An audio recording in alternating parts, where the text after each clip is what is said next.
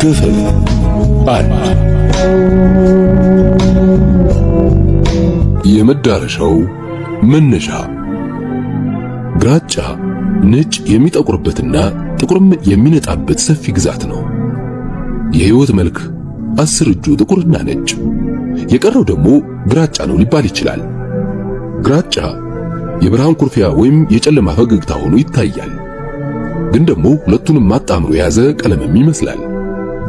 በእርግጥ ግራጫ ቀለም አይደለም፣ የራሱን መልክ የለውም ብሎ መከራከርም አይቻልም።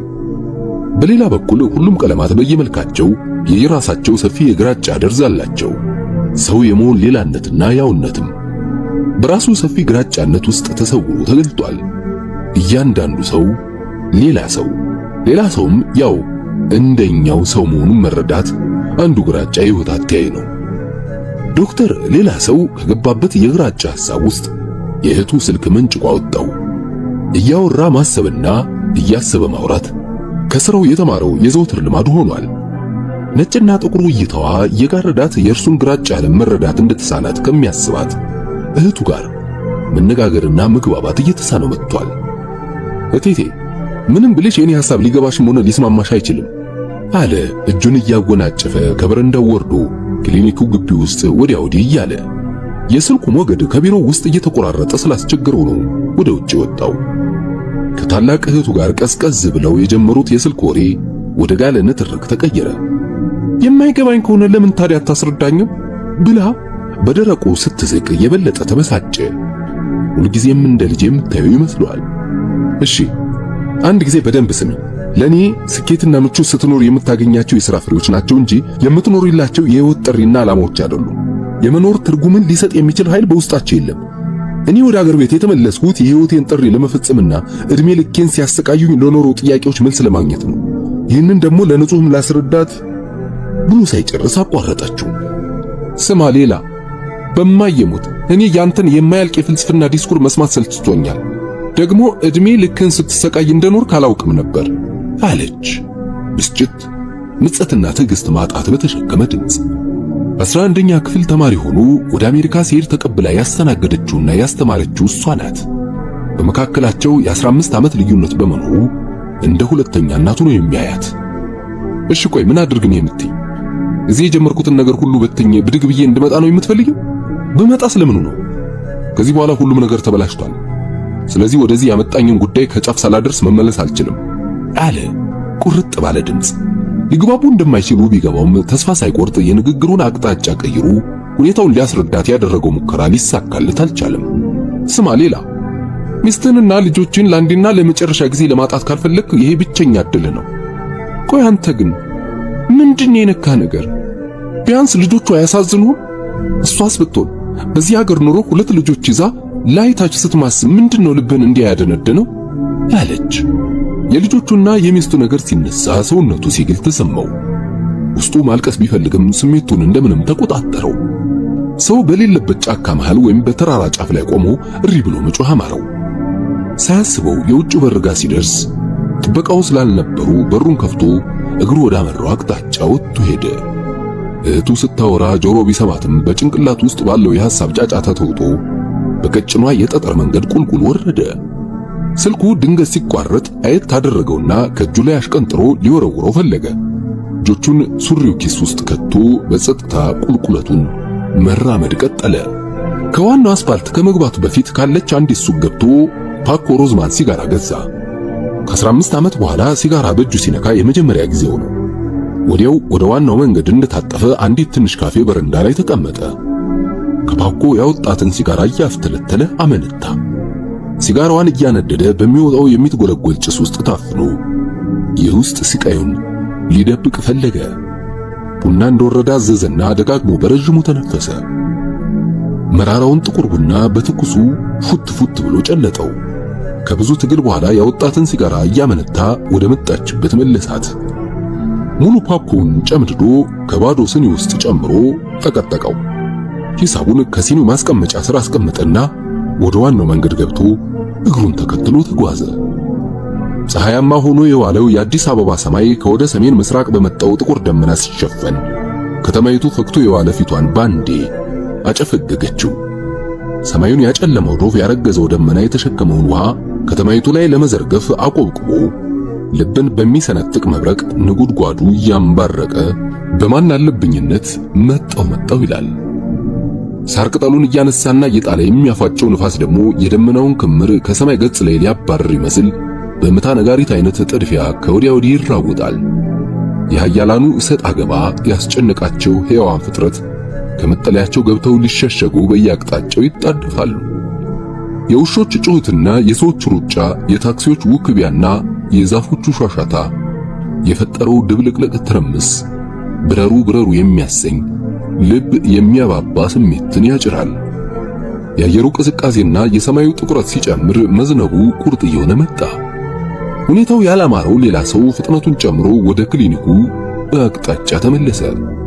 ወደ ቀጭኗ መንገድ ሲደርስ መንጠባጠብ የጀመረው ዝናብ በአንድ ጊዜ ማዕተ ዶፉን ዘረገፈው። እንግዲያው ጭኝ ሮጦ የውጭው ደጅ ጋር ሲደርስ በሩ ከውስጥ ተቆልፎ ስለነበር መግባት አልቻለም። ባለ በሌላ አቅሙ እያንኳኳ ከበሩ ስር ለመጠለል ሞከረ። ጥበቃው ሰምተው እስኪከፍቱለት ድረስ ሁለንተናው በውሃ ተጠመቀ። እስከ ቤቱ ሊሸኙት ዣንጥላቸውን ቢያጠሉለትም የበሰበሰ ዝናብራማ አይነት ትቷቸው ሮጠ። በረንዳው ላይ ደርሶ ከላይ እስከ ታች በልብሱ የተሸከመው ውሃ ሲጨምቀው ትንሽ ጎርፍ ፈጠረ። ሰው ሁሉ በየቢሮው ተወሽቆ ስለነበር ማንም አላየውም። በጎን ባለው በር ወደ ራሱ ቢሮ እንደገባ በፍጥነት ልብሱን ቀየረ። ጠዋት ለስፖርት መስሪያ ከያዘው ቦርሳ ውስጥ ያለውን ልብስ ሲለውጥ አጥንቱ ውስጥ የገባው ብርድ ትንሽ ጋብ አለለት። ሰዓቱን ሲያይ ለ11 ሰዓት ሩብ ጉዳይ ይላል። ከውሃ ማጣሪያው ውስጥ የፈላ ውሃ ቀርቶ ሻይ ቅጠል ጨመረና ራሱን ለማሞቅ ሞከረ። ተጠቅሞበት የማያውቀውን ከወደ ጥግ ያለውን የእሳት ማንደጃ ቀረብ ብሎ አየው። ውስጡ የተረበረበው ፍልጥ እንጨት ያንዳጅ ያለ ይመስል ደረቱን ገልብጦ ተጋድሟል።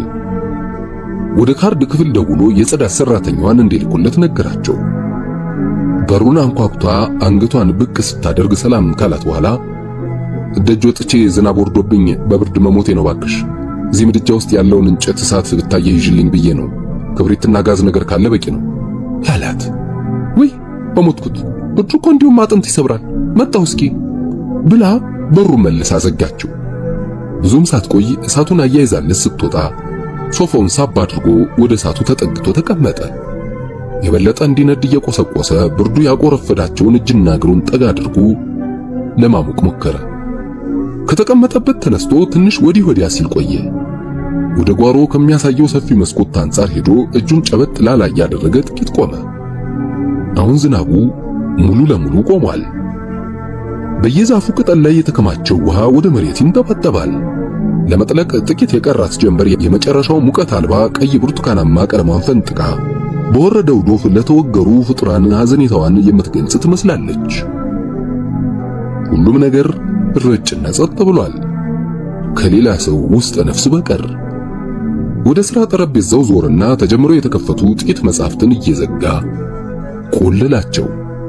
ከሁለት ዓመታት በፊት ከሚስቱና ከሁለቱ መንትያ ልጆቹ ጋር የተነሱትን ፎቶ ከጠረጴዛው ላይ አንስቶ በጥንቃቄ ማጤን ጀመረ። ወንበሩን አሽከርክሮ ወደ መስኮቱ አስጠግቶ ተቀመጠ። ደጅ ደጁን እያየ ፈዘዘ።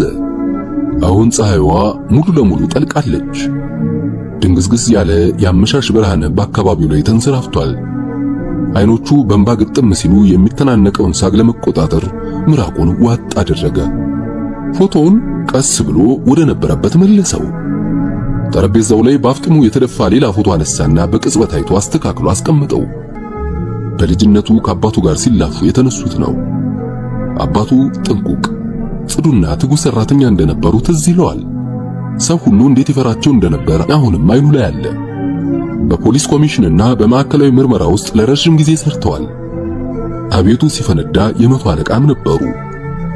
በአጭር ጊዜ ወደ ከፍተኛ ማዕረግ ከተሸጋገሩ ጥቂት መኮንኖች አንዱ ናቸው። በደጅ እንዳንበሳ አስፈሪ፣ እንደ መብረቅ አስደንጋጭ ቢሆኑም በቤት ውስጥ ግን ተጫዋች፣ ደስተኛና ቤተሰባቸውን አፍቃሪ ነበሩ። የሁለትነታቸው ነገር ዛሬም ለርሱ ሚስጥር ነው። በደርግ ምትክ ኢህአዴግ ስልጣን ሲይዝ ነገሮች በፍጥነት ተለዋወጡ። መታሰራቸውን ሲሰማ ድንጋጤው ለረጅም ጊዜ አልለቀቀውም ነበር። ከ13 ዓመታት እስራት በኋላ ነበር በጤና መታወክ ምክንያት የተፈቱት። ከእስር ቤቱ ወጥተው ብዙም ሳይቆዩ ከጥቂት ወራት ህመም በኋላ አረፉ። ከመሞታቸው በፊት ለተወሰኑ ሳምንታት ቢሆኑም ጥሩ ጊዜ አብሯቸው አሳልፏል። ሰምቶ የማያውቀውን በደም የተቀባ ታሪካቸውን ያጫወቱት ያኔ ነበር። እስር ቤት እያሉ የጻፉለትን ረጅም የማስታወሻ ደብዳቤ የሰጡት ያኔ ነበር።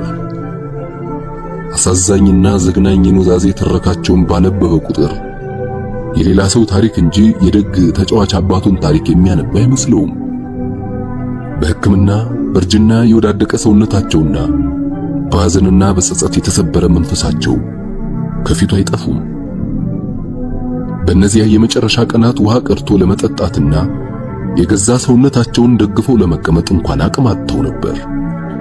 በሰለለ ድምጻቸው ሲያወሩ፣ የዛሉ እጆቻቸውን ለማንቀሳቀስ ሲሞክሩ ያሳዩት የነበረው ስቃይ በዓይኑ ላይ ድቅና አለበት። በደከሙ እጆቻቸው ጠንካራ እጆቹን ይዘው ከጎደጎዱ ዓይኖቻቸው ውስጥ የመጨረሻ እንባቸው በተሸበበ የፊት ቆዳቸው ላይ ክብልል እያለ የነገሩት የመጨረሻ ቃል አይረሳውም። በእንባ የተሞሉ የራሱን ዓይኖች ጠረግ አድርጎ ጠቃሚ ፋይሎችን ቆልፎ ከሚያስቀምጥበት መሳቢያ ውስጥ የእርሳቸውን ማስታወሻ አውጥቶ እሳቱ አጠገብ ሄዶ ተቀመጠ። ድንገት የሆነ ሐሳብ በአእምሮው ውስጥ ሽው ሲል ደነገጠ። ሐሳቡን እህቱ ናት ከሳምንት በፊት በልብ ውስጥ የዘራችበት። በአባታችን ጸጸትና በትክክል ያልተኖረ ሕይወት አዙሪት ውስጥ ራስን አትክተት።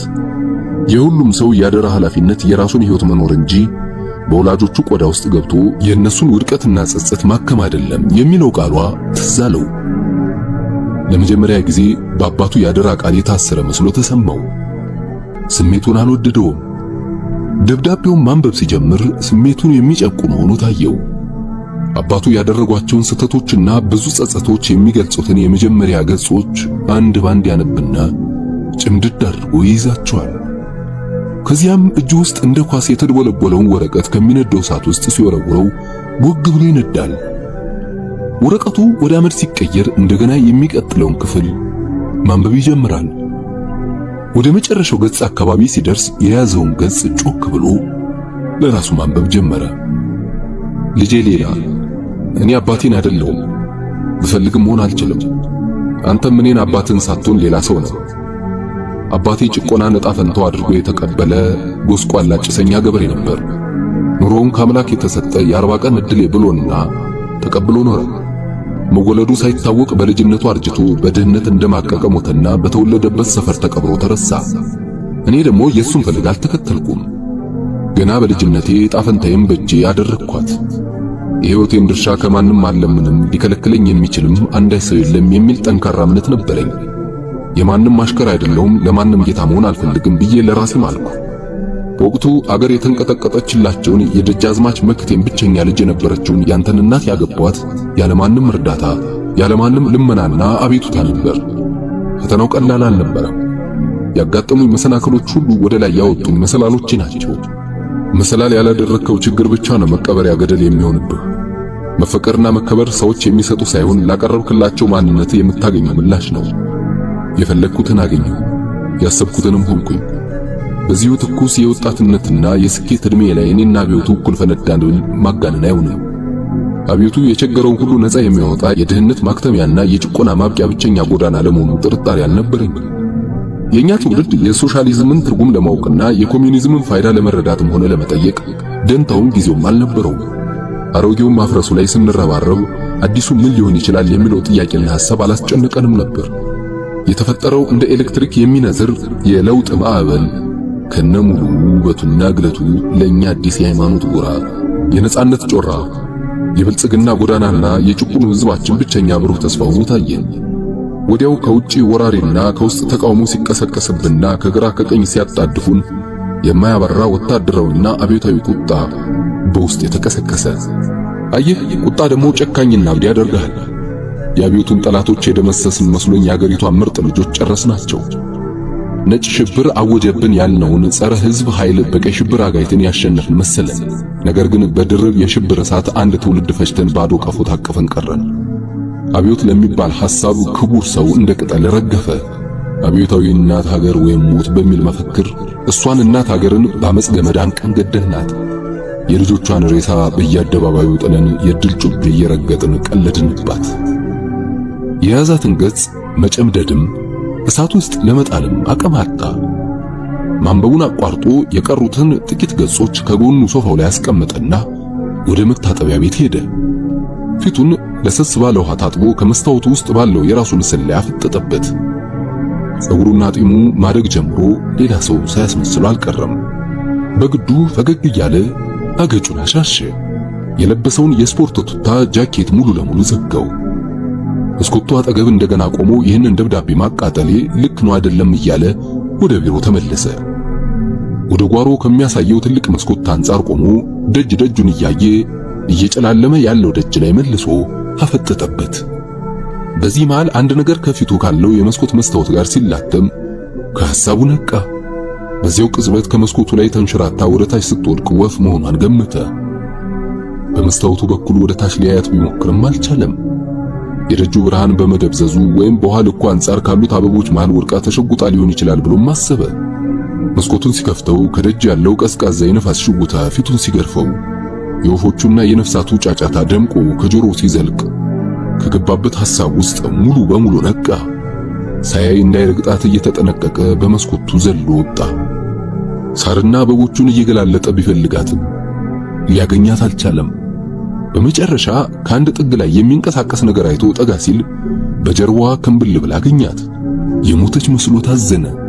ብድግ አርጎ ሲይዛት ትንሽ ተንፈራገጠችና እግሮቿን ሰብስባ የሞተች መስል ጸጥ አለች። ዙሪያ ገባውን ቃኝና በወጣበት መስኮት ተመልሶ ገባ። በእጁ እንደያዛት በአንድ ጣቱ እያባበሰ የቆሰለች ወይም የደማች መሆኗን ለማየት ሞከረ። የክንፏ ላባ ከመዘበራረቁም በቀር ምንም አላገኘም። እየደከመ ካለው እሳት ፊት ለፊት ተቀመጠና የበለጠ አገላብጦ መረመራት። የከፋ ቁስለትም ሆነ ተስፋ ሰጪ የህይወት ምልክት ስላላየባት የሚያደርገውን አጥቶ ከፊት ለፊቱ ወደ ሙቀቱ ጠጋ አድርጎ አስቀመጣት። ከሶፋው ላይ ያስቀመጠውን የተጀመረ የአባቱን ደብዳቤ አንስቶ ማንበብ ቀጠለ። አሁን ልቦና የተመለሰው ሳስበው ህዝቦቿን ካልሆነ በእውነት ሀገር እንል የነበረው ምኑን እንደሆነ አይገባኝም። ልጆቿ ካለቁና ከተሰደዱ እናትነቷ ምኑ ላይ ይሆን ብዬ እንገበገባለሁ። ዛሬ ያለፈውን ዞር ብዬ ሳየው የሚሰማኝ ባዶ ጩኸት ነው። የመፈክር፣ የስብሰባ፣ የዘመቻና የፓርቲ ጩኸት፣ የወላድ እናቶች ልቅሶ፣ የህፃናት እሪታ፣ የወጣቶች ሰቆቃ፣ የቦምብ ፍንዳታ፣ የጥይት ሩምታ፣ የታንክ ጓጓታ አሁንም በልቤ ውስጥ ያስተጋባል። የሚታየኝን በደም የተጨማለቁ እስር ቤቶች፣ በሬሳ የተሞሉ ጉድጓዶች፣ በቁስለኛ የተጨናነቁ ሆስፒታሎች፣ በነፍሰ ገዳይ የተሞሉ መንገዶችና በብሪተኛ ካድሬዎች የታጨቁ አዳራሾች ከዓይነ ህሊናዬ ላወጣቸው አልችልም። ጎስቋላ ሀገር ወስደን በጣረ ሞት የምትንፈራገጥ ምድር አስረክብናችሁ። ኩሩ ህዝብ ተቀብለን ፈሪ መንጋ ሰቀረንላችሁ። ለለውጥ የተራበና ለመስዋዕትነት ራሱን የሰጠ ምርጥ ትውልድ ይዘን ተነስተን ቅስሙ የተሰበረና ለጥቅም የነሆለለ ጨካኝ ትውልድ ትተንላችሁ ሄድን። ሀብታምን ማጥፋት ድሃን እንደማበልጸግ፣ የተማረን መጨረስ ማይማንን ምሁር እንደማያደርግ የገባን እጅግ ዘግይቶ ነበር። ለዛውም ዛሬም በቅጡ ከገባን የተቃወሙንን ሁሉ አስወግደን ያለ ደጋፊ ስንቀር ግራ ገባን። በትውልድ ደምና በህዝብ እንባ ላይ የገነባነው የአብዮት ጣዖት ሲፈረካከስ ማመን አቃተን። ምሬትና ብሶት የወለደው በጥላቻና በበቀል የተሞላ ተተኪ ኃይል በስፍራችን ሲተካ ፍዳችን ገና ተጀመረ እንጂ እንዳላለቀ ተረዳው። ባለፉት 13 ዓመታት ሙሉ ወህኒ በነበርኩበት ጊዜ ይህንን ሁሉ እያሰቡ ከመንገብገብ በቀር ምን ሥራ ነበረኝ ብለህ ነው ልጄ? የእኛን ስህተትና የሆነውን ነገር ከሆነልኝ በዓይነ ሥጋ ላጫውትህ፣ ካልሆነም በጽሑፍ ላስቀርልህ ሳልችል እንዳልሞት በየቀኑ ጸሎት አድርሻለሁ። ከወር በኋላ እንደምትመጣ ባውቅም ነገ የሚሆነው አይታወቅምና ሕመሜ ታገስ ሲልልኝ ነው በየማሉ የጻፍኩት። በዚህ ሁሉ ጸጸትና ተስፋ መቁረጥ ውስጥ የሚታየኝን ጭላንጭል የተስፋ ብርሃን ላወራህ ነው ዋናው ፍላጎቴ። በተለይ የስነ ልቦናና የአእምሮ ሕክምና ማጥናትን ከተረዳሁ ወዲህ አንድ ምኞት ውስጤ ይነድ ጀምሯል። ምኞት ብቻ ሳይሆን የአባትነት አደራ ማስተላለፍ ኃላፊነቴ እንደሆነ ይሰማኛል። የምሰጥህ አደራ ምንም የገዘፈ መስሎ ቢታይም የማይቻል ግን እንዳይመስልህ። እኔ ባንተና እንዳንተ ባሉ ልጆቻችን ላይ ትልቅ እምነት አለኝ። በእርግጥ ብዙ እንደማልኖር አውቃለሁ። የሚቆጨኝ ያንተ ልጆች ሳላይ መሞቴ ነው። ግን የህይወት ግዴታ ነውና አንዱ ትውልድ ሲሄድ ሌላ ትውልድ ይተካል። ባንተና በልጆቹ ውስጥ እኔም እኖራለሁ። አሁን ይልቁን ጊዜህን ሳላባክን ወደ አደራ ኑዛዜ ልግባ። በረጅሙ ደብዳቤ እንዳላታከትኩ አምናለሁ። አንብቦ የጨረሳቸውን ገጾች ላለማቃጠል አሰብና ከጎኑ ወርወር አደረገው። ከፊት ለፊቱ ያለችውን ወፍ እንደገና አንስቶ ማሻሸት ጀመረ። ጠረጴዛው ላይ ካለው የጠርሙስ ውሃ ውስጥ እጁ ላይ አፈሰሰና አፏን ለመንከር ሞከረ። ትንሽ ስትንፈራገጥ በደስታ ብድግ አለና ወደ መታጠቢያ ቤቱ ይዟት ሄደ። በቀስታ ቀዝቃዛውን የቧንቧ ውሃ ላይዋ ላይ ሲለቀው ከእጁ ለመውጣት እየታገለች ክንፎቿን መንቀሳቀስ ጀመረች። ወደ ቢሮ ይዟት ተመለሰና እጁን ከፍ አድርጎ ሲይዝላት አንድ ሁለት ጊዜ ለመብረር ሞክራ አቅቷት ወደቀች። ጥቂት ቆይታ ቢሮ ውስጥ ወዲያ ወዲህ በረረችና በዚያው አጋጭቶ በጣላት መስኮት በኩል ተመንትፋ በረረች። ክፍያም ምስጋናም ሳትሰጥ መሄዷ ቅያሜ አልፈጠረበትም። መልካሙን ተመኝቶላት በመስኮቱ የሚገባውን ቀዝቃዛ ነፋስ እየተቀበለ ትንሽ ቆየና የቀረውን የአባቱን ማስታወሻ ለመጨረስ ወደ መቀመጫው ተመለሰ። አገሪቱ የደማች የቆሰለች ብዙ ሕክምና የሚያስፈልጋት ናት። ትውልዱ በስቃይና በጦርነት በፍርሃትና በሽብር ስነ ልቦናው የተሰለበና ማንነቱ የተዘረፈው ነው። ኢትዮጵያችን ያለፉት ክፍለ ዘመናት ቁስልና የግፍ አበሳ ሳይሽርላት የከፋውን ሰቆቃ በእኛ እጅ በግድ ተጋተች። እኛ ስለ የቱንም ቡድንና ጎራ ሳይሆን የእኛን ትውልድ ማለት ነው። ወደደም ጠላ አወቀም አላወቀ ሁሉም ሰው ይህን ጠባሳ ይዞ ይዞራል። በውጭ በስደት የምትኖሩትም ሆነ በዚህ ሀገር ቤትም ያለ ነው። አሸንፎ ስልጣን የያዘውም ተሸንፎ የሸሸውም ወጣቱም ጎልማሳውም ወንዱም ሴቱም ገጠሬውም ከተሜውም በድርቅ በጦርነት በድህነት በጭቆና በስጋት በፍርሃት ማንነቱን የተዘረፈ ህልውናውን የተገፈፈ ህዝብ ነውና የማይታይ ህሊና ቁስሉንና የልቦና ጠባሳውን ተሸክሞ ይዞራል። ልጄ ሙያህን የፈረንጅ ሀገር ሐኪም ሆነህ የአሜሪካኖቹን ምቹ ኑሮ ለማጣጣም ብቻ ብትጠቀምበት ትልቅ ክስራት ነው። አቅም ሳይከዳህ ጉልበትህ ሳያልቅ ወደ ህዝብ ተመለስ፣ ወደ ሀገርህ ግባ። የቆሰለውን የሀገሪቱን ነፍስ እያከማችሁ የተፈረካከሰውን የኢትዮጵያዊነት ክብርና ማንነት ፈልጋችሁ ከወደቀበት አንሱት። የዚህን ምስኪን ህዝብ ፍርሃቱንና ድንጋጤውን አርገቡለት። ጥላቻና አለመተማመን፣ ጭካኔና ስግብግብነት የበሽታ ምልክቶች ናቸው እንጂ የጤነኛ ሰው የሰለጠነ ህብረተሰብ ባህሪያት አይደሉም። አለመደማመጥ፣ ልዩነትን መፍራት፣ በኩራት ተወጥሮ በበታችነት ስሜት መሰቃየት፣ ሌላውን ጥሎ ትልቅ ለመሆን መሞከር ሁሉ የተሸፈነ ማንነት፣ የዘቀጠና የተቀጠቀጠ ስብዕና መገለጫዎች ናቸው። ለነገሩ ላንተ ምን ነው ነግሬሃለሁ። ያለፈው ይበቃል። አሁን ግን ፈረንጆቹ የኛ ማንነትና ምንነት እንዲያስተምሩን የምንጠብቅበት ጊዜ አይደለም። ትልቅነትን ከውስጣችን ታላቅነትንም በመካከላችን ፈልገን ልናገኝ ያስፈልጋል። አፍሪካን ሊመራና የጥቁር ህዝብ አርአያ ሊሆን የሚችል ህዝብ በጦር መሳሪያ ጥንካሬ ወይም ባለፈ ታሪክ ላይ የሙጥኝ በማለት አይፈጠርም። በህብረተሰብ የጅምላ ጫጫታ ውስጥ የጠፋውን ግለሰባዊ የስብዕና ማንነትና ድምጽ ፈልጋችሁ አግኙት። ስታገኙት ደግሞ በራስ ወዳድነትና ስግብግብነት በተጠላለፈ ግለ ፍቅር ከንቱ ሆኖ እንዳይቀር፣ በመናናቅና በመናቆር እንዳይጠፋ የአንድነቱን ገመድ የህብረ ማንነት መለያ ሀገራዊ ነፍሱን አስጨብጡት። ስልጣኔ የሚፈጠረው በግለሰብ ነጻነትና በማህበረሰባዊ ኃላፊነት መካከል ባለው ሚዛን ላይ ነው። ግለሰብን እየገደሉ ሀገር ማለት ቀልድ ነው። ሀገራዊ ኃላፊነትና ማንነትን እንደ ኳስ እየለጉ ነጻነትና መብት እያሉ ማላዘንም ትርጉም የለውም።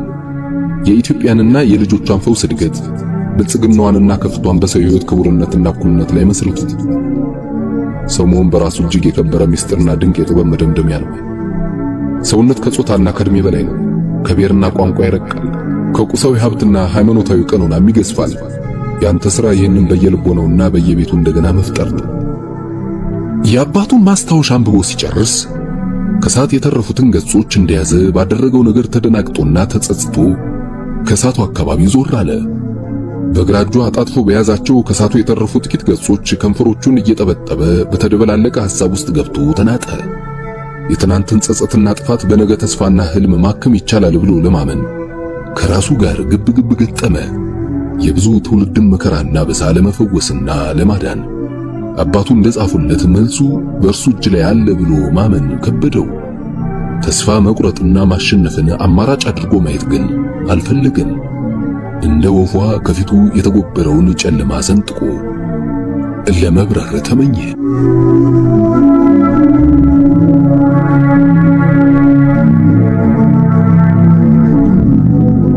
ሌላ ሰው አርብ ከሰዓት በኋላ ከመቼው ፈጥኖ እንዳለቀ አልታወቀውም። ከወትሮው ቁጥራቸው የበዛና ችግራቸው ውስብስብ የሆኑ ባለቋጠሮዎችን ሲያዩ አለ። እስከናካቴው ካልቀረች ቢያንስ ማርፈዷ የተለመደው የዕለተ አርብ የመጨረሻ ህመምተኛው እንኳን ሳትቀር ዛሬ በሰዓቷ ቀደም ብላ ደርሳለች። ከጥቂት ወራት በፊት ባለቤቷ በማይወጣው የዕዳ ማጥ ውስጥ ገብቶ በብስጭት ራሱን ካጠፋ በኋላ የገባችበት ትልቅ ድብርትና የሐዘን አረንቋ ነበር ወደ ክሊኒኩ ያመጣት። ብዙ ጊዜ ሞልቶላት በቀጠሯ ባትገኝም እሱን ማየት ከጀመረች ወዲህ ጥሩ ለውጥ አሳይታለች። ከእርሷ የማይለየው የ3 ዓመት የመጨረሻ ልጇን ማብራት ይመጣል። ከሌላ ሰው ጋር መጫወትና መላፋት ስለሚወድ ከእርሷ ይልቅ ሳምንታዊውን ቀጠሮ በናፍቆት የሚጠብቀው እሱ ሆኗል። ክፍለ ጊዜው አልቆ ከመሰናበታቸው በፊት ፒያኖ ስለሚያጫውተው ዶክተር ፒያኖ የሚል ስም አውጥቶለታል። እነርሱ ሲነጋገሩ እርሱም በፊናው አልፎ አልፎ ከራሱ ጋር እያወራ በሰጠው ባለቀለም እርሳስ ወረቀት ላይ እንዲቀባ የሰጠው ስዕል ላይ ይቸከችካል። ዋናው ክሊኒክ በሚገኝበት ቪላ ውስጥ ካሉት 2 ሰፋፊ ሳሎኖች አንዱ የእርሱ ቢሮ ነው። በጥሩ ሁኔታ የተሰራው የድሮ ቤት በተንጣለለ ግቢ ውስጥ በዛፎች ተከቦ ሊወጣ የተዘጋጀ ሙሽራ ይመስላል። ሰፊውን ክፍል መሃል አጋማሽ ላይ ያለው ከፊል ግድግዳ ቢሮውን ለ2 ይከፍለዋል። በአንድ በኩል የግል ስራውን የሚሰራበትና አልፎ አልፎም እንግዳ ተቀብሎ የሚያናግርበት ቦታ አለው። ከወደ ጥግ አካባቢ አነስተኛ ፍሪጅ፣ የቡና ማፍያና የውሃ ማጣሪያ ይታያሉ። ከስራ ጠረጴዛው በስተግራ ባለው ሰፋ ያለ ቦታ ደግሞ መጻሕፍት የተገጠገጡበት መደርደሪያ ግድግዳው ሞልቶታል። በአንጻሩ ደግሞ ተወዛዋዥ ወንበር ከትንሽ የጎን ጠረጴዛ ጋር ተሰይሟል። መተከዣና የሐሳብ ጣቢያዬ ነው ብሎ ሰይሞታል። በቢሮ ሌላ አጋማሽ ደግሞ ህመምተኞቹን የሚያይበት ክብ ሰርተው የተደረደሩ ምቹ ሶፋዎች አሉ። ከፊቱ የተቀመጠችው ተመካሪ ስታወራለት ጭንቅላቱን እየነቀነቀ በጸጥታ ያዳምጣታል። ከሟች ባሏ ቤተሰቦች የደረሰባትን ችግር እያወራች ማልቀስ ጀመረች። ጸጥ ብሎ ሲጫወት የነበረው ልጅ ወረቀቱን ወለሉ ላይ በትኖ እየበረረ ወደ እነርሱ መጣ። አንድ እጁን ጉልበቷ ላይ አድርጎ በድንጋጤ ከፊቷ ቆሞ ሲያያት እጁን ስባቀፈችው። እሷ እንደምታደርግለት በትንሽ እጁ እንባዋን ከጉንጯ ላይ ሲጠርግላት ፈገግ ብላ እንቅ አድርጋ ሳመችውና ጭኗ ላይ አስቀመጠችው። የዕለቱን የምክክር ክፍለ ጊዜ ሲጨርሱ ልጇን እንደታቀፈች ከወንበሩ ተነሳች። ተንሸራቶ ከላይዋ ላይ ወረደና በሩጫ ሄዶ የበታተነው ወረቀት ሰብስቦ አመጣና ይኸውልህ ዶክተር ፒያኖ ብሎ ወረቀቱን ከፍ አድርጎ አንጋጦ ሲያየው በእርሱ ቁመት ደረጃ ለመሆኑ በአንድ ጉልበቱ በርክካልና የሳለውን እያየለት ዋው በጣም ቆንጆ ነው፣ ማናቸው እነዚህ አለው። በደማቅ ቀይ በጥቁርና በቢጫ ቀለም የተሳሉትን የተለያዩ መጠን ያላቸው ሰዎች እያየ በቀይ የተሳለችው ትልቋ የሴት ምስል እናቱ ስትሆን በቢጫ የተቀቡት ትናንሾቹ ምስሎች ደግሞ እህቶቹና ራሱ እንደሆነ ነገረው። ይሄስ ማን ነው አለው። ራቅ ብሎ በጥቁር ቀለም የተሳለውን ቆብ ያደረገ ትልቅ ወንድ የሚመስል ሰው እየጠቆመ እሷ አጎቴ ነው፣ ዝም ብሎ ጆሎ ይቆናጠጣል እኮ እሱ አለ ፊቱን ጭምድድ አድርጎ። በስዕሉ ላይ ከቢጫዎቹ ትናንሽ ምስሎች ያንዱን ጆሮ በረጅም እጁ የያዘ መሆኑን አይቶ ፈገግ አለና ምን እያደረገ ነው አለው።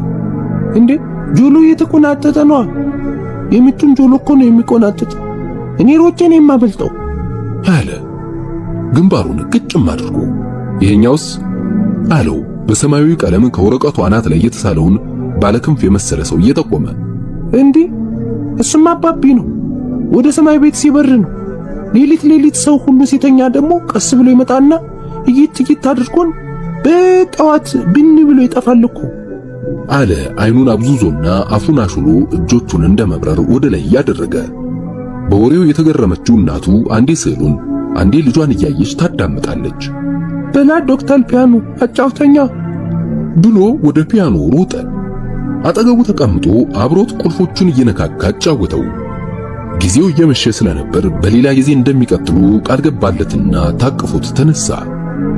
የቢሮውን በር ከፍተው ሲወጡ ግንባሩ ላይ ሳማረገውና ቀስ ብሎ እያወረደው አንተ በጣም ጎበዝ ልጅ ነህ እኮ አይደል? ማሚና አታስቸግር እሺ አልና አንዲት ቸኮሌት አውጥቶ ሊሰጠው ሲዘረጋ ከእጁ ላይ መንጭቆ ወደ ቀጠሮ ማስያዣው ቦታ ከእናቱ ቀድሞ ሮጠ። እነሱን አሰናብቶ ወደ ቢሮ ሲመለስ ቢሮው ውስጥ የነገሰው የጸጥታ ድባብ ተቀበለው። በስተቀኝ ካለው መስኮት አንጻር ያለው ጥቁር ፒያኖ ላይ አይኑ አረፈ። ወንበሩን ሳብ አድርጎ ተቀመጠና ስለ ራሱ ልጆች ማሰብ ጀመረ። ደግሞ ስለ ባለቤቱ። 12 ሰዓት ተኩል ይላል። በመስኮት በሚገባው ደብዛዛ ያመሻሽ ብርሃን ለማየት እየሞከረ በእርጋታ የፒያኖውን ቁልፎችና የፊት ገላ ማጸዳዳት ጀመረ። ባለቤቱ ንጹህ፣ ሁልጊዜም ከመጫወቷ በፊት ፒያኖውን ልቅም አድርጋ ማጽዳት ታዘውትር ነበር። ደጁ በፍጥነት እየጨለመ ስለመጣ ከፒያኖ አጠገብ ያለውን ደብዛዛ መብራት አበራው። ቁልፎቹ አንጸባርቀው ታዩት። እያንዳንዷን ቁልፍ ቀስ ብሎ በጥንቃቄ እየወለወለ በውስጡ በሚፈሰው የሐሳብ ወንዝ መሃል ላይ ቆሞ የመጣውን ሲሸኝ አዲሱን ሲቀበል ደቂቃዎች ነጎዱ። ማጽዳቱን ሲጨርስ ጣቶቹን ወዲያ ወዲህ እያደረገና ቁልፎቹን እየነካካ ለስለስ ያለ ሙዚቃ መጫወት ጀመረ። በተመስጦ ውስጥ እየገባ ሲሄድ አንዴ ከፍ አንዴ ዝቅ፣ አንዴ ፈጠን አንዴ ረገብ እያደረገ የጥልቅ ስሜቱን ዜማ እየተጫወተ ግማሽ ልቡ ከክፍሉ ርቆ ሄደ። ከቢሮዋ ሆና የፒያኖውን ድምፅ የሰማችው ሚስጥር በሩን ደጋግማ ስታንኳኳ አልሰማትም። የበሩን እጀታ ቀስ ብላ ጫን ስትለው ተከፈተላት። በቀስታ ገባችና ከጀርባው ቆማ በጸጥታ ስታዳምጠው ቆየች። መጫወቱን ድንገት ሲያቆም ጨለማ የነገሰበት ክፍል ቀዝቃዛ ጸጥታ ወረረው። መኖሯን ለማሳወቅ ያህል ጉሮሯን ጠራረገችና እያጨበጨበች ከቆመችበት ወደ እርሱ ቀረብ አለች። ዋው በጣም አሪፍ ነው። ወይኔ ታድልህ ዶክተር ሌላ። ግን ምን ነው ከጨለመ? ወፎቹ ተመስጠው እንዳይረግፉ ነው እንዴ ጨለሞ ከተኙ በኋላ አለች ለስላሳና ሞልቅቅ ባለው ድምጿ።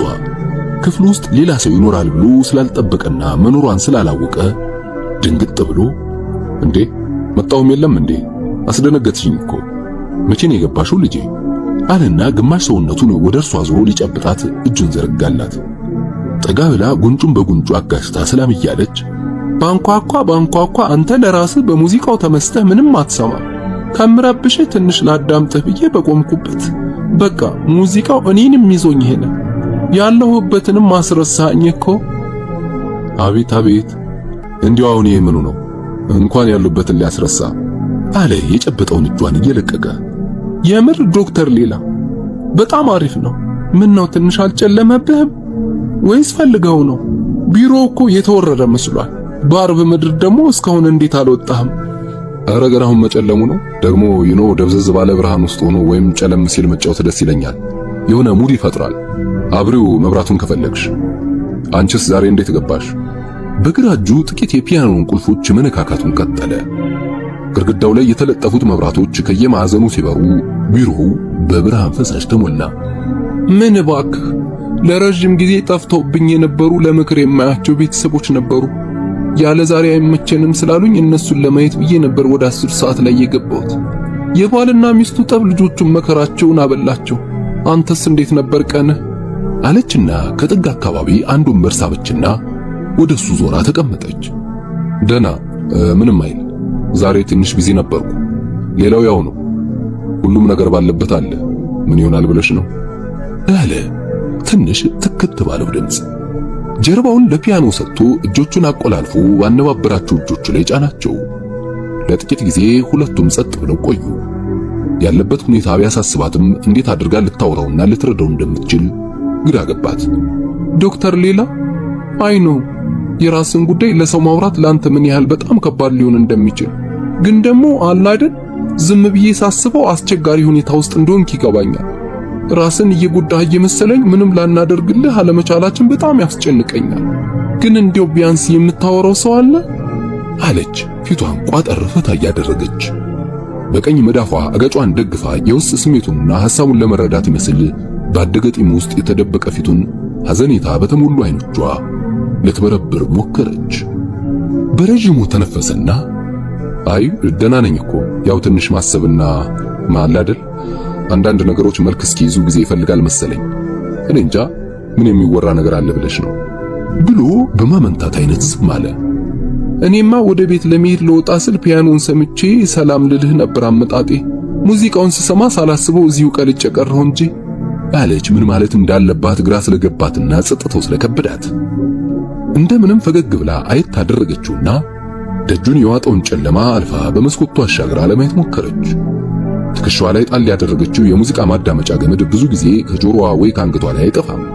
የገመዱን አንድ ጫፍ ጣቷ ላይ እየጠመጠመች ስትፈታ እጇን ሲያያት ቆየ። ታውቂያለሽ ይሄ ክሊኒክ ባይከፈት ወይም ጭራሽ እኔ ወደዚህ ሀገር ባልመጣ እኮ ይሄ ሁሉ ችግር አይፈጠርም ነበር። እኔም አለ የራሱን ችግር ለመናገር የፈራ ይመስል ጥርሱን ነክሶ እጁን ጨበጥ ለቀቅ አድርጎ ዝም አለ። የሷ እጆች ላይ ተተክለው የቆዩ አይኖቹን ማሳረፊያ እንዳጣላቸው ሁሉ ወስዶ የራሱ ጫማ ላይ ጣላቸው። የሆነው ነገር ሁሉ እኮ አንተ ስለመጣህ ወይም ይሄ ክሊኒክ ስለተከፈተ አይደለም የሆነው። መሆን ካለበት በሌላ መንገድ ሊሆን ይችላል። እንዲያውም ከዚህ የባሰ ነገር ቢሆን የተፈጠረውን ችግር ሳይሆን ምንም ባትሰራ ኖሮ ሊሆን የሚችለውን የባሰ ነገር ማሰብ ያለብህ ይመስለኛል። እዚህ በመምጣትህና ክሊኒኩ በመከፈቱ የሆነውን ጥሩ ነገርና የተረዱትንም ሰዎች መርሳት የለብህም። የተናገረችው ባያሳምነውም ለመከራከር ምንም አቅምና ፍላጎት ስላልነበረው ዝም አለ። ምን አሰብክ ታዲያ? ወደ ቤት ለመሄድ ወይስ? እኔ እንጃ። የጀመርኩት መጽሐፍ አለ፣ እሱን እጨርሳለሁ። አለበለዚያ ድክም ስላለኝ ወደ ቤት ገብቻ አረፍ እላለሁ አለ በተሰላችና የስሜቱን መውረድ በሚያሳብቅ ድምፅ። ወይ ውሃ እንዴት እንደጠማኝ! 2 ሰዓት ሙሉ ያለማቋረጥ ስንዳረቅ ነው ያለቀው። ብታይ ሙሉ ሴሽኑ ንትርክ ነበር። ውሃ ትፈልጋለህ ብላ መልሱን ሳትጠብቅ ቦርሷን ወንበሩ ላይ ጣል አድርጋ ተነሳች። ከባሻገር ካለው ማጣሪያ በሁለት ብርጭቆ ይዛ መጣ እያቀበለችው። እሺ ቢያንስ እዚህ አታምሽ በእናትህ። ከመጣህ ጀምሮ እኮ በቃ ይሄ ቢሮ ኦልሞስት ቤት ሆኗል። አም ሹር እናትን ብዙ እንደሚጨነቁ አለችና የያዘችውን ውሃ በአንድ ትንፋሽ ጨለጠችው። አዎ ችግር መኖሩን ሳትጠረጥር አትቀርም። የእሷ ፍላጎት ሁልጊዜም ወደዚያው ተመልሼ እንድሄድ ነው። ያለውበት አጣብቂኝ ፈጽሞ ስለማይገባት ዝም ብዬ እሺ ከማለት በቀር ምንም ማድረግ አልችልም። አንቺ ግን የምትሄጅበት ቦታ ካለ እንዳይመሽብሽ አለ። አብራው መቆየቷን በልቡ ቢመኝም ከምሽቱ 1 ሰዓት ከሩብ ሆኗል። ጉስቁልቁል ያለውን ፊቱን ስታይ ይበልጥ አሳዘናት። እሷም ሰዓቷን አየት አድርጋ ውይ ገና ነው ጊዜው፣ እዚህ ብቻን ከምትሆን ለምን እኔ ራት አልጋብዝህም? በእናትህ የዛሬን እሺ በለኝ። ግድ የለህም ዶክተር ሌላ፣ እዚህ ብቻን ከምትሆን ይሻላል አለች ያላትን ድፍረት ሁሉ አሰባስባ። ትንሽ ካመነታ በኋላ ጥሩ አሪፍ ራት ከጋበሽኝ ምን አለ ብሎ የደከመ ፊቱን ፈገገና ዘና ለማድረግ ሞከረ። በቅርቡ ከአሜሪካ ከተመለሰ ወዲህ ከማንም ጋር ወጥቶ አያውቅም። ግብዣዋን ድንገት እሺ ሲል ማመን አቅቷት ሐሳቡን እንዳይቀይር ይመስል ከመቀመጫዋ በፍጥነት ብድግ አለች። ከፒያኖ በላይ ያለው መስኮት መጋረጃ ዘግታ ወደ እርሱ ጠጋ ብላ እጇን ትከሻው ላይ ጣል አደረገችና የፈለግከውን ራት የፈለግከው ቦታ አለች። ፊቷ ባንዴ ፈክቶ መብራቱን አጠፋፍተው እየወጡ ተከታትለን እንሂድ ወይስ በአንድ መኪና አለች። አብሮ መሄዱን ብትፈልገውም የእርሱን ፍላጎት ለማወቅ ከመሸ በኋላ እዚህ ድረስ ተመልሰን መምጣት ይሆናል እንጂ ጥሩ ነበር። ግድ የለም እንከታተልና ባይሆን የራቱ ቦታ ሩቅ ከሆነ አማካይ ስፍራ ቆመን በአንድ መኪና እንሄዳለን። መኪናው ውስጥ ገብቶ ሊያስነሳው ቢሞክር ሞተሩ አልነሳለው። ችግሩ ነገ ዛሬ ሲል ያላስቀየረው ባትሪ እንደሆነ ገብቶታል። ወደ እሷ ሲመጣ አየችውና መስኮቷን ዝቅ አድርጋ ምን ነው ሰላም ነው አለች። ሐሳቡን ለውጦ ሊቀር እንደማይሆን ተስፋ እያደረገች አይ ቲንክ ባትሪው መሰለኝ አልነሳ ለሞተሩ። ባትሪ ማንቂያ ገመድ አለሽ እንዴ? አይ አይታይም። ኧረ ምንም የለኝም። ታዲያ ምን ተሻለ? ለምን በቃ በኔ መኪና አብረን ሄደን ከራት በኋላ ወደ ቤትህ ላድርስ እችላለሁ አለች። ለመውረድ አይነት በሯን ከፍታ አንድ እግሯን በከፊል እየወጣች አይገስሱ ይሻላል መሰል ብሎ በረጅሙ ተነፈሰና ዞሮ ገባ። የምትነዳት ውስጧም ውጯም ብርማ የሆነ BMW X5 ስትሆን ሁልጊዜም ንጹህና በመልካም መዓዛ የታወደች ናት። ጣጣ በማያጣት በርሱ አሮጌ ቶዮታ ሃይላክስ ሰርፍ መቀለድ ትወዳለች። ሂልተን ለመሄድ ስለወሰኑ ለመድረስ ብዙም አልወሰደባቸውም። ከወደ ጥግ አካባቢ ተቀመጡና የቤቱን ፒዛ አዘው ወደ ወሬያቸው ገቡ። ያዘዙት ፒዛ ሲመጣ ከመቀመጫው ተነሳና እስኪ ጀምሪ አንቺ፣ እኔ በእጄ ስለመበላ ታጥቤ መጣሁ ሲል ግድ የለም ደርሰና እጠብቅሃለሁ። እንዲያውም እስከዛ ማሚ ጋር ልደውል ቢመሽ እንዳታስብ አለችና ስልኳን ፍለጋ ቦርሷን መበርበር ጀመረች። ሂልተን በሰው ተሞልቶና ደምቆ ምግብ ቤቱን በበላተኛ ተጣቧል። አርብ ማታ በመሆኑም ይመስላል በየሰው ፊት ላይ ከፍ ያለ መንፈስና የጋለ ስሜት ይንሸራሸራል። እየበሉ የሆነ ያልሆነውን እያወሩ ሲሳሳቁ ቆዩ። በውስጧ ስለ እርሱ ልትጠይቀው ያሰበችውን ጉዳይ እንዴት አድርጋ መጀመር እንዳለባት ስታስብ ቆየችና እኔ የምልህ ዶክተር ሌላ ከአሜሪካ ተመልሰ ከመጣህ እኮ በስነ ስርዓቱን ቁጭ ብለን አላወራንም። እንዴት ናቸው እነ ንጹህ? ጩጮቹማ እንዴት ናፍቁኝ። ቆይ አንተ ግን ናፍቆቱን እንዴት ነው የምትችለው? አለች ፊቱን እያጠናች። ያነሳውን የፒዛ ቁራጭ መልሶ አስቀመጠና አምቦሃውን ጎንጨት አድርጎ እንዴት ነው የምችለው? እውነቱን ልንገርሽ አልችለው። ግን ደግሞ ምን ያደርጋል፣ ሁለት ወዶ አይሆንም። አንድ ነገር ለማድረግ ስትፈልጊ ሌላ ነገር መስዋዕት መሆኑ አይቀርም። የተከፋፈለ ህይወት ስትኖሪ ደግሞ አንዳንድ ነገሮች አንቺ እንዳስብሻቸው ሳይሆን እነሱ እንደፈለጉት ስለሚሄዱ ጣጣው ብዙ ነው ማድረግም አለማድረግም ኪሳራ ሲሆን እንደሚሉት አባባል ብሎ በረጅሙ ተነፈሰ። ጭላጭ አምቦሃ የያዘውን ብርጭቆ በጣቶቹ እያሽከረከረ የሐሳብ አዙሪት ውስጥ ገባ። አምቦ ውሃውን እየሞላችለት ቆየን የምልህ በአሁኑ የሄድክ ጊዜ ንጹህ ባስቸኳይ ጠርታ ነበር የሄድከው አይደል? ወዲያው ደግሞ ኦልሞስት በሁለት ሳምንት ተመልሰ መጣ። ከመጣህ ጀምሮ ደግሞ በፍጹም የቀድሞውን አንተ አይደለም። አዲስ የሆነ ነገር ወይም የተፈጠረ ችግር አለ ማለቴ ልትነግረኝ የምትችል ከሆነ ብላ ጠረጴዛውን በክርኖቿ ተደግፋ መልሱን መጠበቅ ቀጠለች። ቆይ ምን ልንገርሽ፣ ነገሩ ራሱ እኮ ለወሬ አይመችም። ኦኬ አንዱ በአጠቃላይ ወደዚህ ሀገር መምጣቴንም ሆነ የሕክምና ማዕከል መክፈቴን፣ በዚህም የተነሳ አብዛኛውን ጊዜን እዚህ ማጥፋቴ ልክ ነው ወይስ ልክ አይደለም የሚለውን ጥያቄ ለመመለስ ትልቅ ትግል ላይ ነኝ። ንጹህ ሁልጊዜም እዚህ መምጣቴንም ሆነ ክሊኒክ ከፍቼ መስራቴን ከመጀመሪያውም ተቃዋሚ ነበረች። ሌላው አስቸጋሪ ነገር ደግሞ አሁን ሐሳቤን ልለውጥ ብል እንኳን እዛ ያለው ነገርም ተበላሽቷል። ስለዚህ እዚህ ብቆይም ተመልሼ ብሄድም ለውጥ የለውም። እስኪ እየበላሽ አለ በወሬው ተጠምዳ መብላቷን አቁማ ስለነበር። በጣም በላሁ እኮ እንደዚህ እንደራበኝ አላወቅኩም ነበር። እሺ ቆይ ግን በመጀመሪያ በአሁኑ እዛ ሄድክ ጊዜ ምን ሆነ አለች ግራ መጋባቷ ጨምሮ። ኦኬ በመጀመሪያ ነገሩን ሌላ ሰው እንዲያውቅ ስለማልፈልግ ለራስሽ ጠብቂው። ትዝ ይልሻል የዛሬ 7 ወር ገደማ ከክሊኒኩ ምረቃ በኋላ የሄድኩ ጊዜ ሁለት ቦታ መኖር እንደማልችልና በምንም መንገድ እሷ እዚህ ኢትዮጵያ መታ መኖርም ሆነ ልጆቹ እዚያ እንዲያድጉ እንደማትፈልግ ነግራኝ ነበር። ያው የተወሰነ ተጨቃጭቀን መጨረሻ ላይ አማካይ የሆነ ነገር ለመፈለግ ተስማምተን ነበር ነገሩን የዘነጋ ነው። በመሃል ጥሩ የተግባባንና ልዩነታችንን ቀስ በቀስ የምንፈታው መስሎኝ ነበር።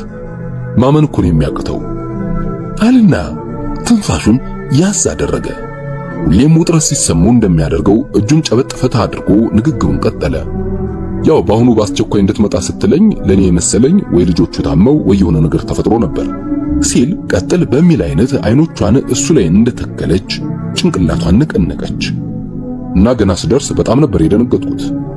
መኝታ ቤት ለይታ ምን ልበልሽ ሁሉም ነገር አልቆ ነበር የጠበቀኝ። ባጭሩ የፍቺ ወረቀት አዘጋጅታ እንድፈርም ጠየቀችኝ። እኔ አላምንም እኮ አለች ድንግጥ ብላ። አፏ የደረቀ ስለመሰላት ትንሿ ተጎነጨች። ያ እኔም ሰማይ ምድሩ ነበር የዞረብኝ። ኤኒዌይስ ምን አዲስ ችግር ተፈጠረ ስላት ያው በፊት የተነጋገርናቸውን ችግሮች አንስታ አንተም አባቴ የሰጡን አደራ ተወጣ፣ ደግሞም የልጅነት ፍቅረኛን መፈለጉን ቀጥል፣ እኔም የራሴን ሕይወት አቅጣጫ ማስያዝ አለብኝ ምናምን ስትል የሆነ ነገር ካሰብኩት በላይ ከመስመር መውጣቱ በደንብ የገባኝ ያኔ ነበር አልና ወደ ኋላ ለጥጥ ብሎ ተቀመጠ። ቆይ ግን አልገባኝም፣ ማለቴ የአባት አደራና የልጅነት ፍቅረኛ ምን ማለት ነው አለች ፊቷን አጨማትራ። ይኸውልሽ ሚስተር፣ ለዚህ እኮ ነው ነገሩ ማውራት የማልፈልገው። ብዙ የማታውቂው ነገር አለ። ለአንተ የማይከብድ ከሆነ ብትነግረኝ ስትለው ትንሽ ካመነታ በኋላ ስላስተዳደጉ ስለ አባቱና በመጨረሻም ከመሞታቸው በፊት ስለሰጡት አደራና ስለጻፉለት ማስታወሻ ዋና ዋና ነገሩን አጫወታት። አይገርምም? አባት ምን አይነት ሰው ሊሆኑ እንደሚችሉ እስከዛሬ አስቤውም አላውቅም ነበር ብላ ጥቂት ዝም ብላ ቆየችና ሌሎች ተያያዥ ጥያቄዎችን ስትጠይቀው ቆየች። እሺ ሌላውስ አለች። የልጅነት ፍቅረኛ ፍለጋ የሚለውን ሐሳብ የማወቅ ፍላጎቷ ንሮ ዌል እሱም ራሱን የቻለ ረጅም ታሪክ ነው። አሁን ሁሉንም ነገር ልነግርሽ አልችልም። ሐሳቡ ግን እንዴት ልንገርሽ? ግድ የለሽም፣ እሱ ሌላ ጊዜ ልንገርሽ። ወደ ኋላ ለጠጥ ብሎ ተቀመጠና እጆቹን ደረቱ ላይ አጣምሮ ጭንቅላቱን እየነቀነቀ ዝም አለ። ለምን? ጊዜ አለን እኮ ፕሊስ ብላ ተቆለጨለጨች። ኦኬ አይ ቲንክ አለና ጥቂት እንደገና መነታ። የቱ ጋር ልጀምርልሽ? እሺ ባጭሩ ምን መሰለሽ፣ ገነት የምትባል ከ7ኛ እስከ 11ኛ ክፍል ድረስ ጓደኛ የነበረች ልጅ ነበረች። የመጀመሪያ የልጅነት ፍቅረኛም ነበረች። እናቷ የሥጋ ደዌ ህመም ለመታከም መጥተው በዚያው እዚሁ አዲስ አበባ የቀሩ ሲሆኑ ብቸኛ ልጃቸው ነበረች። አባቷ ከመወለዷ በፊት ነበር የሞቱት። ደስ የምትል ቆንጅዬና በትምህርቷም ጎበዝ ልጅ ነበረች። ታዲያ በእናቷ የሥጋ ደዌ ህመም ሳቢያ ልጆች እያገለሉና እያበሸቁ በትምህርት ቤት ውስጥ መከራዋን ያሳዩት ነበር። አሁን ሲገባኝ ቆንጆና ጎበዝ መሆኗን መሰለኝ ጠላቷን ያበዛው። ኤኒሃው አንድ ቀን 7ኛ ክፍል እያለን የሆኑ ልጆች ከቧት ደብተሯን ሜዳ ላይ በታትነው ሲቀልዱባት ከጓደኞቼ ጋር ድንገት ደረስን። የኛ ግሩፕ በዚያን ጊዜ በሰፈሩና በትምህርት ቤቱ ሁሉ የተፈራ ተደባዳቢዎች ነበር ብሎ ሳቅ አለ። ጉልቤነት ከድሮም ነው በለኛ ብላ እሷም ሳቀች። ወይ ጉልቤነት አይገርምሽም? ገና እኮ ትንንሽ ልጆች ነበር።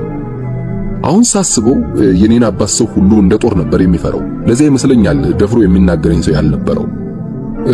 ብቻ የዛን ዕለት ልጆቹን አንበርክከን እየገረፍን ይቅርታ እንዲጠይቋት አደረግናቸው። ከዚያ እኔና አንድ ጓደኛዬ ቤቷ ድረስ ሸኘናት። ማታ ላይ ለአባቴ ያደረግነውን ስነግረው ፊቱ ላይ ያየሁት ደስታ አይረሳኝም። በሕይወቴ እንደዛ ኮርቶብኝ የሚያውቅ አይመስለኝም። የራሱን ድህነት ታሪክና በልጅነቱ የደረሰበትን ነገሮች ሁሉ ያጫወተኝም የዛን ዕለት ነበር። በማግስቱ ቤት እንዳመጣት ነገረኝ። በቃ ምን ልበልሽ፣ ከዛ ጊዜ ጀምሮ እንደ ልጁ አድርጎ ነበር የሚያያት። ለትምህርት ቤት የሚያስፈልጋትን ነገሮችና ልብስ፣ ሁሉንም ነገር ለኔም ለሷም አንድ ላይ ነበር የሚገዛልን። ከኔ ጋር ጥሩ ጓደኛሞች ሆነን ብዙ ጊዜ አንደኛና ሁለተኛ ስለምንወጣ ብርቱ ተፎካካሪዎችም ነበርን። አባቴ ትምህርት በጣም ስለሚወድ ጎበዝ ተማሪ መሆኗ ደግሞ የበለጠ እንዲወዳት ሳያደርገው አልቀረም። ዓመት በዓል ሲሆን የሚያስፈልገውን ነገር ለእናቷ የሚልክላቸው ነበር ሲል፣ ወይኔ ምን አይነት አሪፍ አባት ናቸው አለች። ከሟች አባቷ ጋር አነጻጽራቸው። ጥሩ አባቶችን ባየችና ደስ የሚል ታሪክ በሰማች ቁጥር የአባቷ ረሃብ ይቀሰቀስባታል። አባቴ በጣም ብዙ የሚገርሙ ባህሪያቶች ነበሩ። ኤኒዌይስ ወደ ታሪኩ ልመለስ። እንዳልኩሽ አብረን ነበር የምናጠነው። በዛ ላይ በእግር ኳሱም ጎበዝ ስለነበረች ሰፈር ውስጥ ከኛ አትለይም ነበር። ብዙ ጊዜ የምናጠነው እኛ ቤት ነበር። እናቷ ልክ እንደ ልጃቸው ነበር የሚወዱኝ። እኔም እንደሳቸው ሽሮ የምወደው ምግብ አልነበረም። እናቴ ለወጉ ብታዝንላቸውም አብረን ብዙ ጊዜ ማጥፋታችንን አትወደውም ነበር። አባቴ በጣም እንደሚወዳት ስለምታውቅ ምንም ማድረግ አልፈለገችም። የእናቷን ሕመም ስለምታውቅ ብዙ እነሱ ቤት እንዲሄድና እንድንቀራረብ አትፈልግም ነበር። ይቅርታ አቋረጥኩ፣ ስሟ ማን ነው? ገነት። ደስ የሚል ስም። እሺ ቀጥልልኝ አለችና ተመቻችታ ተቀመጠች። 10ኛ ክፍል አካባቢ ስንደርስ ግን መዋደዳችን መልኩን ቀየረና ሌላ አይነት ፍቅር ውስጥ ገባን። ለሁለታችንም የዛ አይነት ፍቅር የመጀመሪያ ስለሆነ ምን ማድረግና ምን መሆን እንዳለብን እንኳን አናውቅም ነበር። በቃ እጅ ለእጅ መያያዝ፣ መተቃቀፍና መሳሳም፣ ሲተያዩ መዋል ሆነ ስራችን። አንድ ቀን አይ ቲንክ ለ11ኛ ክፍል የመጨረሻ ፈተና እያጠናን ይመስለኛል፣ ኃይለኛ ዝናብ ይዘንብ ነበር። ማንም ሰው ቤት ውስጥ አልነበረም። እንደ ነገሩ አጥንተን እንደ ቀልድ ልፊያ ነገር ጀመርንና ሳናስበው አለና የቀረችውን አምቧ ብርጭቆ ውስጥ ጨምሮ አንድ ሁለት የተጎነጨ። ልቧ ትር ትር ማለት የጀመረው ሚስጥር ሳታስበው እሺ ከዛስ ስትል ሳቀ። እንዴት ነው ልብ ሰቀላ ባክሽ? የሚቀጥለውን ነገር ብነግርሽስ? ወይ በእናት ዶክተር ሌላ ደግሞ አለች ትዕግስቷ አልቆ በመቁነጥነጥ። በቃ አንቺ ይሄንን ዶክተር ተይ ብትበይ እምቢ አልሽ አይደል? ወይ በእናት እኔ ዶክተር ሌላ ተስማምቶኛል። ይልቅ ቀጥልልኝ። ከዛስ አለች እየተቁነጠነጠች። ከዛማ አንዳችን በሌላችን እቅፍ ውስጥ ወደቅን። እንዳልኩሽ ከዛ በፊት የተወሰኑ ቀናቶች ተሳስመን ተቃቅፈን እናውቃለን። ከዚያ ያለፈ ግን ሄደን አናውቅም ነበር። የዛን ለታው የተለየ ነበር። የውስጣችን እሳተ ገሞራ ከቁጥጥር ውጭ ሆኖ ፈነዳ ሲል ስሜቷ ነቅቶ ፊቷ በርቶና የልቧ ምት እየጋለበ ቀጥል በሚል አይነት በዓይኖቿ ተማጸነችው። ከፊቷ ካለው ውሃ አንዲት ብርጭቆ ተጎነጨችና በግራ ጣቶቿ ጸጉሯን እንደማስተካከል አድርጋ አይኑን ስታየው በቃ እዛቸው የምናጠናበት ክፍል ውስጥ የተቀመጡትን ኬላዎች ሁሉ ጥሰን ሄድን። ወይሷ ጮኻ ይሁን አላውቅም፣ ብቻ በዛ መሃል ገነትን የማይወዷት የረጅም ጊዜ የቤት ሰራተኛችን ከተፋይሉ መሰለሽ። ደግነቱ የሳሎኑ በር ዝግ ስለነበረ መግባት የቻሉት እኔ ከፍቼላቸው ነው። ግን you can imagine በቃ ሲሰርቅ እንደተያዘ ሌባ እኔም እሷም አንገታችንን አቀርቅረን ዝም አለን። ምን እንዳሉን አንዱም ቃል ትዝ አይለኝም። በኋላ ትንሽ ስንረጋጋ እንደምንም ሸኝቻት ተመለስኩ። ሰራተኛችን ያደረግነውን ያወቁብኝ ስለመሰለኝ ለእናቴ እንዳይነግሯት እንዴት እንደተማጸንኳቸው አትጠይቀኝ። በሕይወቴ እንደዛ ቀን ሰው ለምኜ የማውቅ አይመስለኝም። ያለ ጥርጥር ለእናቴ ነግሯታል። በጊዜው እናቴ እኔን ምንም ባትለኝም ገነት ለአንድ ወር ከኛ ቤት ስትጠፋ የጠፋችው የምን ሆነች ብላ እንኳን አልጠየቀችኝም ነበር ብሎ ከባሻገር የሚያውቁት ሰዎች ሰላም ስላሉት ፈገግ ብሎ እጁን አውለብልቦ አጽፎ መለሰ።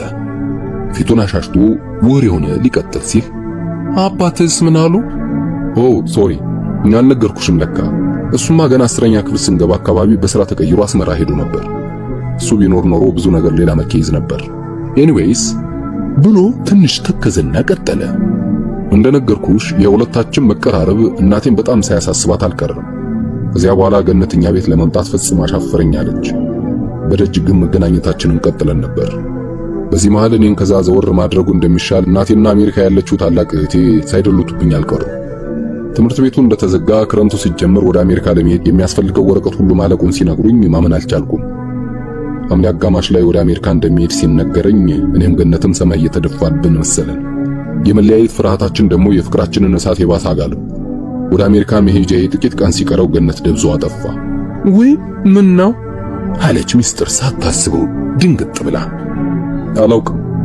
ድጋሚ ቤታቸው ብሄድ የሚያናግረኝ አላገኘሁም። ለወትሮ እንደ ልጃቸው የሚወዱኝ እናቷ ባጭሩ የለችም ይሉኝና በደጅ መልሱኝ ጀመር። ጭንቅላቴ ሊፈነዳብኝ ሆነ። ጠዋት ማታ እያለቀስኩ ሳስቸግራቸው ከሳምንት በኋላ እንዴት ደብዳቤ ሰጡኝ። እሳቸውም እያለቀሱ ሁለተኛ ቤታቸው እንዳልመጣ ለምነው ሸኙኝ አለና ጸጥ አለ። ፊቱን በግራ እጁ ደጋግሞ አሻሽና በረጅሙ ተነፈሰ። ምን ይላል ደብዳቤው ስትለው የገንዘብ መያዣ ቦርሳውን አውጥቶ አንዲት ያረጀችና የተጣጠፈች ወረቀት አውጥቶ ሰጣት። በጥንቃቄና በፍጥነት ዘረጋጋቻትና ማንበብ ጀመረች። እሷ ስታነብ እሱ ያስተናገደቻቸውን ልጅ ጠርቶ ሻይ አዘዘ። በምልክት ሲጠይቃት ይቅርብኝ ብላ ደብዳቤውን ማንበብ ቀጠለች። ሌላነት ያለሁበት ስቃይና ህመም ከአቅሜ በላይ ስለሆነብኝ ላገኝ አልችልም። ለምን ተገናኘን ብዬ አላማርርም። ለምን ጓደኛ ሆነን ብዬ አልቆጭም። መፋቀራችንም ስህተት ነው እያላስብ ምን ብዬ እንደምነግርህ ግን አላውቅም። በአንተ መሄድ ነፍሴ ስትሰቃይና የሚያጽናናኝ ነገር ስፈልግ ልሸከማቸው ይቅርና ለመናገርና ለማሰብ የማልችላቸው ሁለት ከባድ ነገሮች ደረሱብኝ። አንተ ጸጸትም ሐዘንም እንዲደርስብህ አልፈልግም። እኔው እንዳመጣብኝ እችለዋለሁ። ሁለቱንም ነገሮች በፍጹም ልነግርህ አልችልም። እንደምንም ብዬ ብችልም እንኳን አልፈልግም መንገድህን በሰላም እንድትሄድ። እኔ ግን ሁል ጊዜም ለምን እንዳልኩ እኖራለሁ። ልትፈልገኝ አትሞክር፣ ብትሞክርም ልታገኘኝ አትችልም። ግን አደራህን ቶሎ አትርሳኝ እሺ? ሌላ እንዳት ከሁሉም እንደምትረሳኝ ሳስብ ልቤን ያመኛል። እኔማ ልርሳህም አልችልም። ሁልጊዜም ያንተን ተሸክሜ ዞራለሁ። በየቀኑ አስብሃለሁ። የኔንም ያንተንም ፋንታን እለቅሳለሁ። በቂ እንባ ስላለኝ አትጨነቅ፣ አታልቅስ። አልቃሻ እንደሆንክ ስለማውቅ ታሳዝነኛለህ። የኔንም ያንተንም መከራን እሸከመዋለሁ። ከሁሉ ከባዱ ነገር ግን ለምን የሚለውን ጥያቄ መመለሱ ነው። ግን ለምን? መልካም ጉዞ፣ ደህና ሁን። ያንተው ገነት። የኔ እናት አለች ባዘነ ድምፅ። ከደብዳቤው ላይ አይኗን ሳትነቅል እንቧ መለጣትና በአንድ እጇ ፊቷን ሸፈነች። እንዴ ኧረ በፈጣሪ እስኪ አለ። ነገሩ ቢያሳዝናትም እንደዚህ ትሆናለች ብሎ ፈጽሞ ስላልጠበቀ። እሺ ከዛስ አለች እንቧን እየጠራረገች። ከዛም አላስችል ብለውኝ በማግስቱ ተመልሼ ሲሄድ ቤታቸው ተቆልፎ ደረስኩኝ። ብጠይቅ ባስጠይቅ የሄዱበትን የሚነግረኝ እንኳን ሳላገኝ እንዲሁ ልቤ ተንጠልጥላ የተቆለፈ በራቸውም ሳይከፈት በጥያቄ እንደተሞላሁ ወደ አሜሪካ ሄድኩ። ይኸው ደብዳቤዋ ብቻ እስከ ዛሬም ሳትለየኝ ከኔ ጋር አለች። እልፍ ጊዜ ደጋግሜ ባነባትም ዛሬም መንቆቅልሽ እንደሆነችብኛለች። እዚህ በመጣው ቁጥር ገነትን ለማግኘት ያላደረኩት ጥረት የለም። እስካሁን ግን ምንም ፍንጭ አላገኘሁም ብሎ በረጅሙ ተንፍሶ ዝም አለ። በጣም ይገርማል። ደብዳቤዋ ግን በእነዚህ ሁሉ ዓመታት ውስጥ እንዴት አልጠፋብህም ወይም ተቀዳዳ አላለቀችም? ሁልጊዜም ቦርሳ ውስጥ ይዛት ነው የምትዞረው አለች ሐዘንና መገረም ድብልቅልቅ ካለ ስሜት ጋር ውስጧን እያተራመሰው። ኮፒና ስካን አድርጌ ቀሪ አስቀምጫለሁ። በቃ ኦሪጂናሉ ግን ከኔ እንዲለየኝ አልፈለኩም። አይኖ ለምን እንደሆነ አለና ወረቀቷን ተቀበላት። በጥንቃቄ አጣጥፎ ከፊት ለፊቱ አስቀምጣት። ወይኔ ግን ምን ሆና ይሆን? የት ናት ስታዛዝን አለች። ሌላ ሰው ያልጠበቀችው አይነት ሌላ ሰው መስሎ ታያት። ጠንካራውና ለሰው ሁሉ መልስ ያለው ሳይካትሪስት ሳይሆን ምስኪን በራሱ ጥያቄ የተሞላ ሆኖ አገኘችው። ቆይ ግን ብታገኛትስ? ማለቴ አሁን ብታገኛት ምን ታደርጋለህ? ምን አደርጋለሁ? ዚሊዮን ጥያቄዎች አሉ። እኔ እንጃ፣ ሳገኛት ብቻ ይመስለኛል የማውቀው። መገመት አይቻልም አለ ሁለንተናው ግራ ገብቶት። እሺ እስከዛሬ እየጠበቀች ቢሆንስ? ማለቴ ሳታገባ አንድ ቀን አገኘዋለሁ ብላ ተስፋ አድርጋ። ያላሰበው ጥያቄ ስለነበር እንዴ አብደሻል እንዴ? የምናወራው እኮ ስለ ብዙ ዓመታት ታሪክ ነው። የታይታኒክ ታሪክ በይው። አይመስለኝም። ከሆነም ያው ያለውበትን ሁኔታ ነግራታለሁ። ጥሩ ወንድምና እህት የምንሆን ይመስለኛል አለ።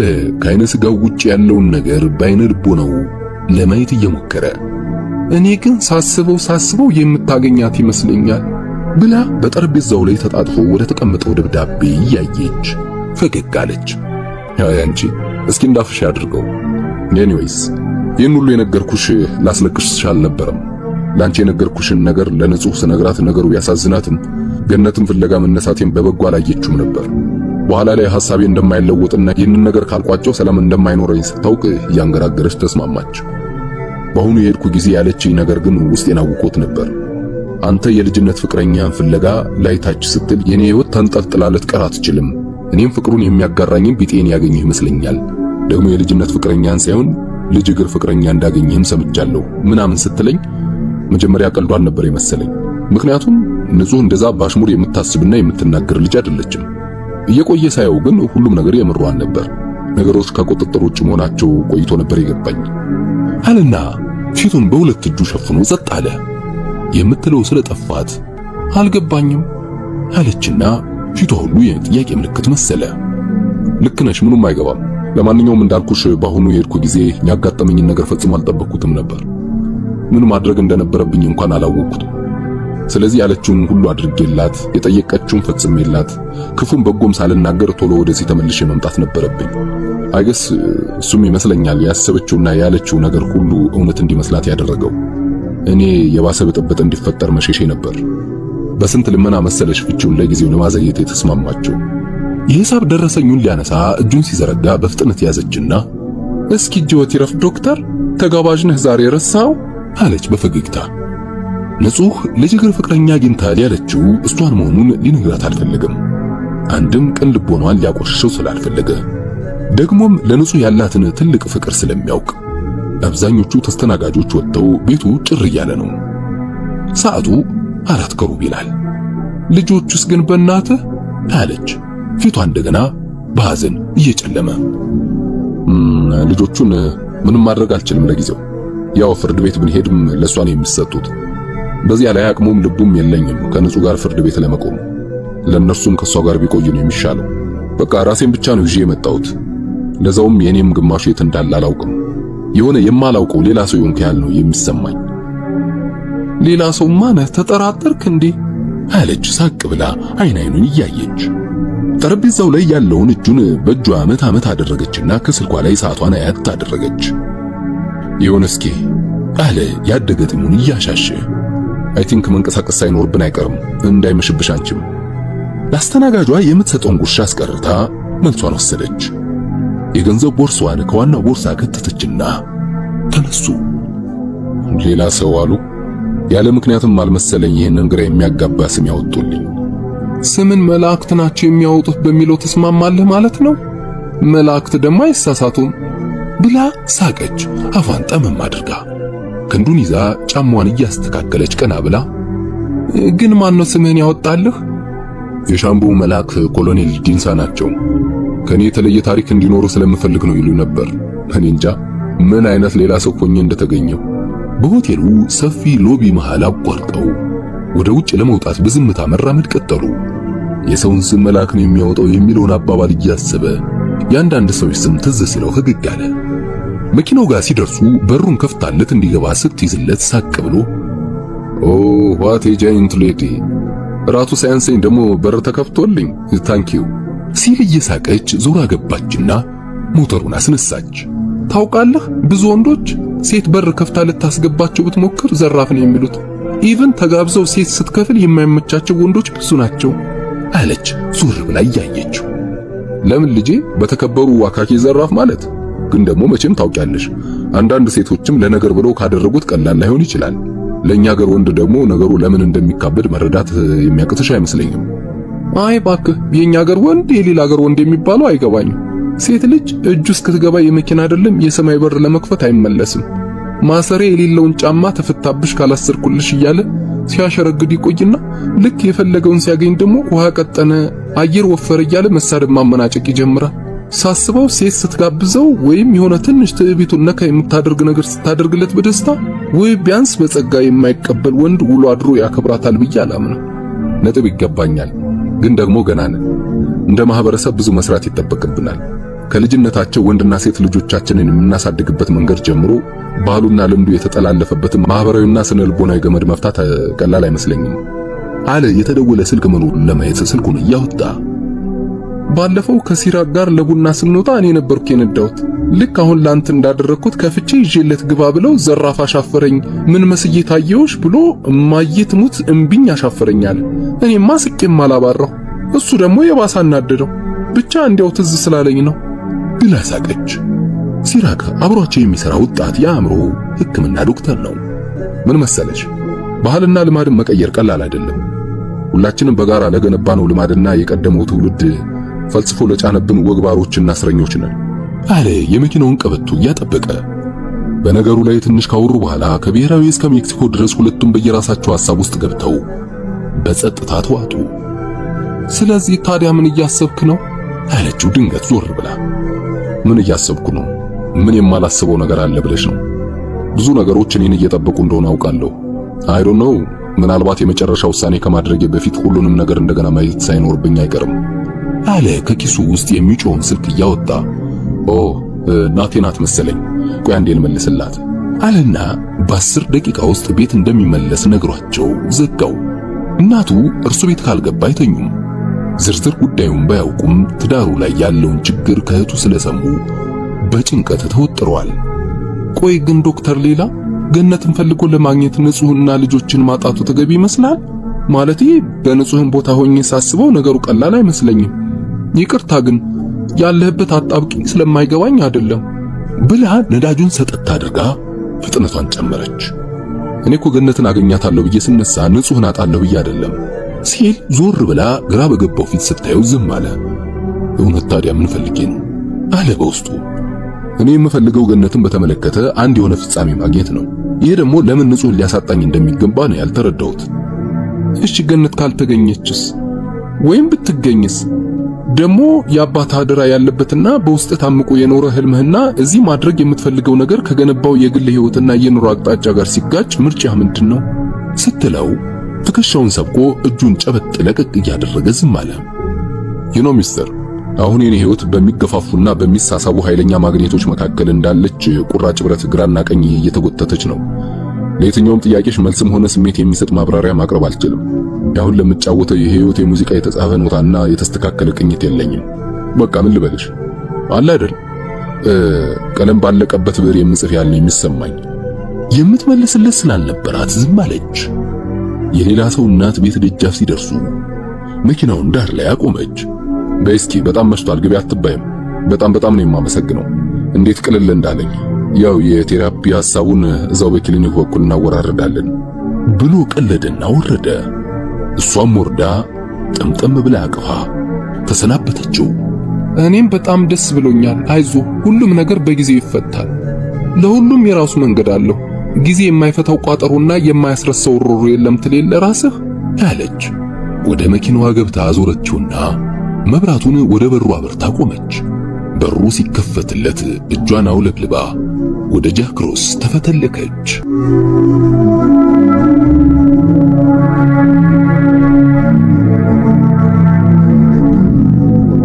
ድልድይ።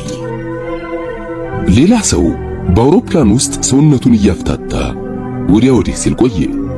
እንቅልፍ እንዲወስደው ፊቱን ሸፋፍኖ ደገፍ ብሎ ተቀመጠ። ረዳት አብራሪው አዲስ አበባ ለመድረስ የቀረን 5 ሰዓታት ሲሆን የምናደርገውም ጠዋት 1 ሰዓት ከሩብ አካባቢ ነው። የአዲስ አበባ የአየር ሁኔታ እያለ የጉዞ መግለጫ ሲሰጥ ገና አለ ለራሱ። አብዛኛው መንገደኛ በየወንበሩ ላይ ያሸለበው ይመስላል። ባለቤቱ ንጹህና ሁለቱ መንትያ ልጆቹ ግን ለሽ ብለዋል። 5ቱን ሰዓት ቶሎ ለመጨረስ ጊዜም እንደ ቦታ በወደዱት አቅጣጫ ሰንጥቀው የሚሄዱት እውነታ ቢሆን ብሎ ተመኘ። የጊዜ ላይ ጉዞ በተወሰነ ፍጥነት ያንድዮሽና የወደፊት ብቻ መሆኑን ሲያስብ ሰው መሆኑ የጊዜ እስረኛ መሆን ነው ብሎ ደመደመ። በጊዜ ጉዳይ ያለውን ሐሳብ እያሰፋና እያጠበበ ሲያወጣ ሲያወርድ ቆየ። ጊዜ የዘላለም አሽከር ሲሆን ሰው ደግሞ የጊዜ ባሪያ ነው።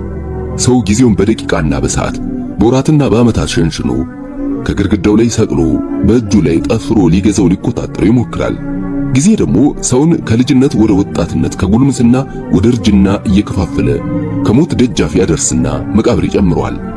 በክረምትና በበጋ በጸደይና በመጸው እየተመሰለ መልኩን እያቀያየረ ሲመጣና ሲሄድ ሲዞርና ሲፈራረቅ የጊዜው ጉዞ ያዙሪት እንጂ ወደፊት አይመስልም። በድል ፈረስ ላይ ተቆናጦ በስኬትና በውድቀት በቀጦርና በድንገት በጥበቃና በጥድፊያ ተጠቅሞ የሰውን ዕጣ ፈንታ የሚወስን ጊዜ መሆኑን በቀላሉ እንዘነጋዋለን። ጊዜን መግዛት ሲባል ራስን እንጂ ጊዜን ማስገዛት አይደለም። በጊዜ ውስጥ ትናንት የትዝታ ነገ ደግሞ የተስፋ ጎተራ ናቸው። ካመለጠ ትላንት ያልመጣ ነገ ይሻላል። በእጅ ያለ ዛሬ ግን ከሁሉም ይበልጣል። ዛሬ ሁሌም ያለ የመሰለ የማይደገም ተመልሶ የማይመጣ ለአንድ አፍታ ለቅጽበት ታይቶ ዳርቻ ከሌለው የዘላለም ጠፈር ገብቶ የሚሰወር በትናንትናና በነገ መሃል የተሸነቆረ ዕንቁ ነው። የዛሬ ምስጢሩና ጉልበቱ ያለው ደግሞ አሁን ላይ ነው። ቅድምና በኋላ ግን ያለ ቦታቸው ዛሬ ውስጥ የተደነቀሩ የትናንትናና የነገ ሽርፍራፊዎች ናቸው። የዕድሜ ባለጸጋ የሆኑ ጨቅላ ሕፃናት ካልተነካ ቱባ ዕድሜያቸው ላይ ብዙ ዛሬዎች መና ከዋሉ በስተመጨረሻ በጽጽት የተሞላ እርጅና ኩሊ መሆናቸው አይቀርም። የልጅነት ጨዋታ፣ የወጣትነት ፍቅር፣ የጉልምስና ስኬትና የእርጅና ሞገስ በዋናነት የዛሬ ዕድል ፍሬዎች እንጂ የነገ ተስፋ ወይም የትናንት ትዝታ ውጤቶች አይደሉም። ከተሳፈረበት ሐሳብ ሲወጣ ጊዜም እንደ ቦታ ደርዝ ብዙ የሕይወት እውነታ ነው የሚል በአንድ መጽሐፍ ላይ ያነበበው ድንቅ አረፍተ ነገር ትዝ አለው። ሐሳብ አንዱ በጊዜ ውስጥ ወዲያ ወዲህ የሚያጓጉዘን አውሮፕላን መሆኑ ለመጀመሪያ ጊዜ በራለት። ቀና ብሎ ትንሽ ተንጠራራ። አሁንም በጥልቅ እንቅልፍ ውስጥ ያሉትን ሚስቱንና ልጆቹን አየና አሃ ሁለተኛው በጊዜ ውስጥ መንሸራሸሪያ አውሮፕላን ደግሞ እንቅልፍ መሆኑ ነው ብሎ ፈገግ አለ። ሰው በምናቡና በራእዩ በጊዜ ውስጥ ወደፊት ይጓዛል። በትዝታውና በትውስታው ደግሞ ወደ ኋላ ሊነጉድ ይችላል። ከብዙ ማግባባትና ማሳመን በኋላ ነበር ባለቤቱ ንጹህ ልጆቹን ይዘው ወደ ሀገር ቤት ለሶስት ወር ዕረፍት በመምጣታቸው የተስማማቸው። በልጅነቷ ከሀገር ቤት ከወጣች በኋላ ለአጭር ጊዜ ከወላጆቿ ጋር ካልሆነ መታም አታውቅም። የመጨረሻ ጉዞዋ ከ15 ዓመት በፊት ነበር። በተባበሩት መንግስታት ድርጅት ይሰሩ ከነበሩ አባታቸው ጋር ከሀገር ሀገር ሲጓዙ ስላደጉ ምንም አይነት ረጅም ጉዞ አትወድም። ወደ አዲስ አበባ ለመድረስ ሲቃረቡ የአውሮፕላኑ የውስጥ መብራት ሲበራ ነቃች። ደረስን እንዴ ሌላዬ አለች አይኗን እያሻሸች ፊቷ ላይ ጣል ያደረገችውን የአንገት ልብስ አጣጥፋ ከጎኗ እያስቀመጠች። ኦልሞስት 1 ሰዓት ነው የቀረን፣ ትንሽ ተኛሽ? ያ እንደ ነገሩ የአውሮፕላን ውስጥ እንቅልፍና ምግብ እኮ ብላ ሳቅ ስትል እጇን እያሻሸ ፈገግ አለ። ብዙም ሳይቆይ ልጆቹም ነቁ። ለፊት ማጽጃ የሞቀ ፎጣ ሲዞር እሷ ልጆቹን ይዛ ወደ መጸዳጃ ክፍሉ አመራች። አውሮፕላኑ መሬት ሲነካ መንገደኛው ጭብጨባና እልልታውን አቀለጠው። ነገሩ ባይገባቸውም ልጆቹም አብረው እያጨበጨቡ ጮኹ። ነገሩ ግራ ያጋባት ንጹህ ምንድነው በሚል ጥያቄ በተሞላ ፊት ስታየው ከሰማይ መውረድ ቀላል ነገር ነው እንዴ ብሎ ሲስቅ ቀልዱን እንደሆነ ገብቷት የምር አለችው። የፎይታ ይሁን የደስታ የምስጋና ይሁን የአድናቆት እኔም አይገባኝም፣ ስሜቱን ግን አልጠለውም አለ። የልጆቹን ልብስ እያስተካከለና የእጅ ሻንጣዎቻቸውን ከራስ በላይ ማስቀመጫዎቹ ውስጥ እያወጣ ነጋ ማለት ነው ይመስላል አላት በረዥሙ እያዛጋ። ወይኔ ካሁኑ አሜሪካን አፈቀችኝ ስትል ከጀርባዋ ያሉ ሸምገል ያሉ ሰውዬ ሸንቆጥ በሚያደርግ እይታ ገረመሟትና ጭንቅላታቸውን አወዛወዙ። ከ3 ወር በኋላ ስንመለስ ደግሞ መቼ ነው ኢትዮጵያ የምንመለሰው? ገና ሳልሄድ ናፈቀችኝ ማለትሽ አይቀርም። የኢሚግሬሽን መስኮቶችና የጉምሩክ ፍተሻውን አልፈው ሲወጡ ድካምና ግራ መጋባቷ ፊቷ ላይ ይነበብ ነበር። የሁለቱን ልጆች እጅ ይዞ ከፊት የሚሄደውን ሌላ ሰውን እያየች ከጎኗ ዕቃቸውን የሚገፋውን ወጣት በተሰላቸ ድምፅ ሌላም ፍተሻ አለ እንዴ ስትለው አይ በቃ የሚወስዳችሁ መኪና አላችሁ አለ። ዞር ብሎ ከላይ እስከ ታች እያጤናት ካነጋገሯና ከጥያቄዋ ለረጅም ጊዜ ውጪ የኖረች መሆኗ ገብቶታል። አሮጌ አየር ማረፊያ ሰፈር የሚገኘው የሌላ ሰው እናት ቤት ነው ያረፉት። ቤቱ ሰፊና ሁሉም ነገር የተሟላ ስለሆነ በቂ ምቾት አለው።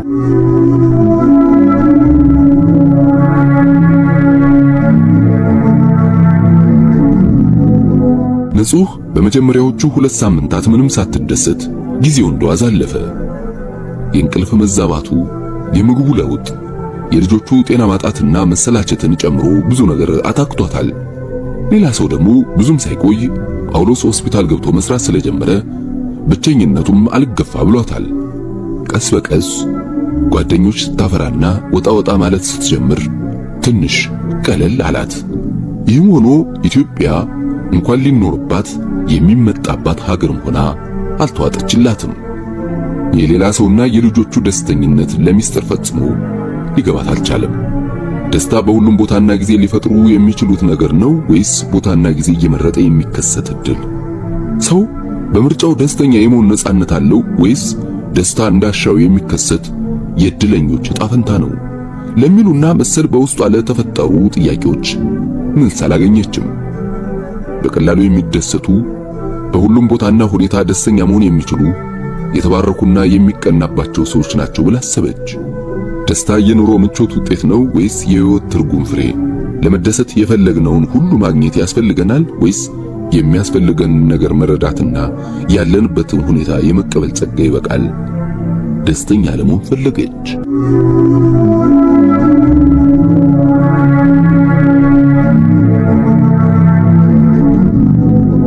ሰዎቹ የጧት ጫጫታ ጋብ ያለለት ክሊኒክ ድንገት አንዳች ማት እንደመጣበት ድብልቅልቁ ወጣ።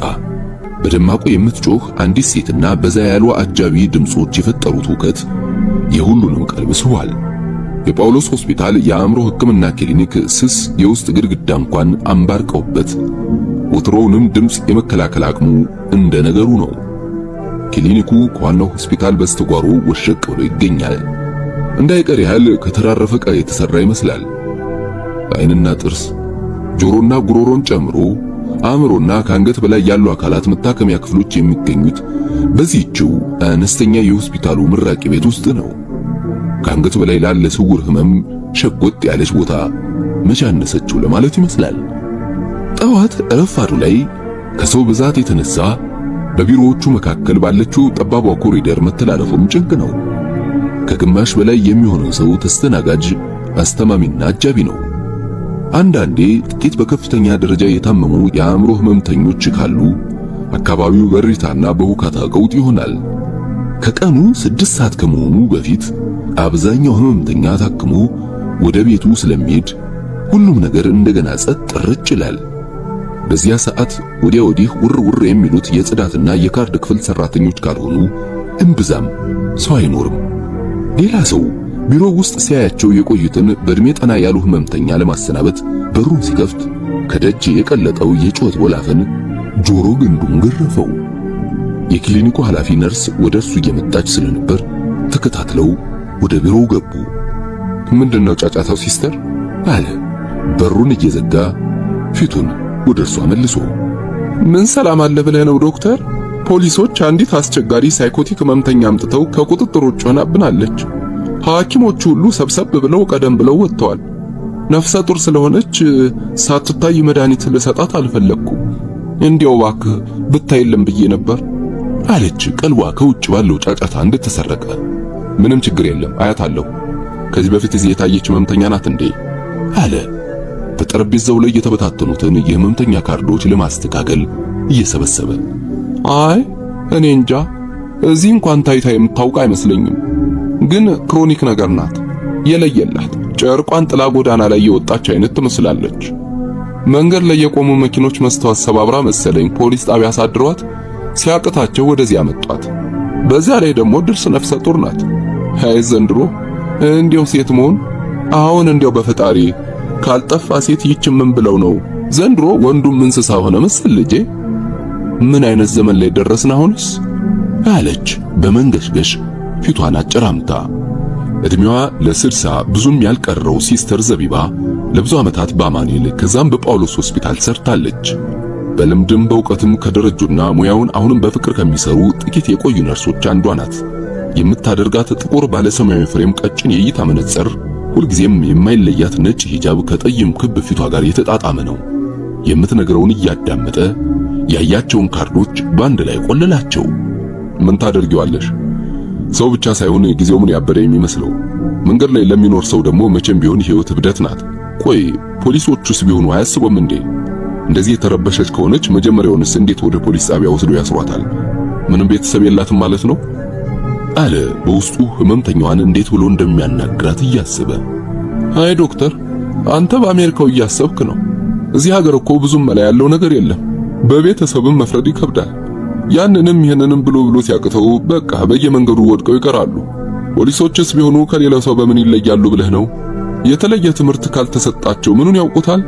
እንዲያው ተወኝ እባክህ፣ ሁሉም በደመ ነፍስ ነው ብላ ውጪ ያለው ጫጫታ ሲካረር ተከታትለው ወጡ።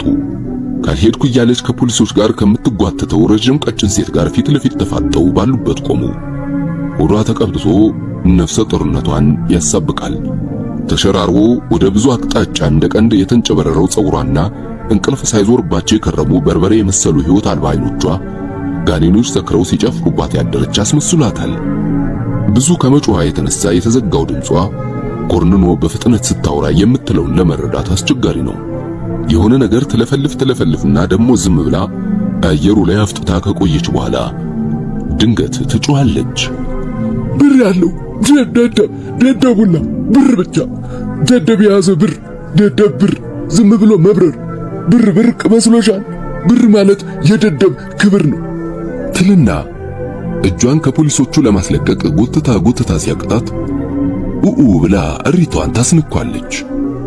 ይዟት ከመጡት ፖሊሶች አንደኛው ትክት ባለው ድምፅ ኧረ ጎበዝ እስኪ አንድ በሉ ከአቅማችን በላይ ሆናለች ያለና ትከሻው ላይ ልትነክሰው ስትሞክር የተወጋችውን በምራቅ የራሰ የአፍ ምልክት አሳየችው።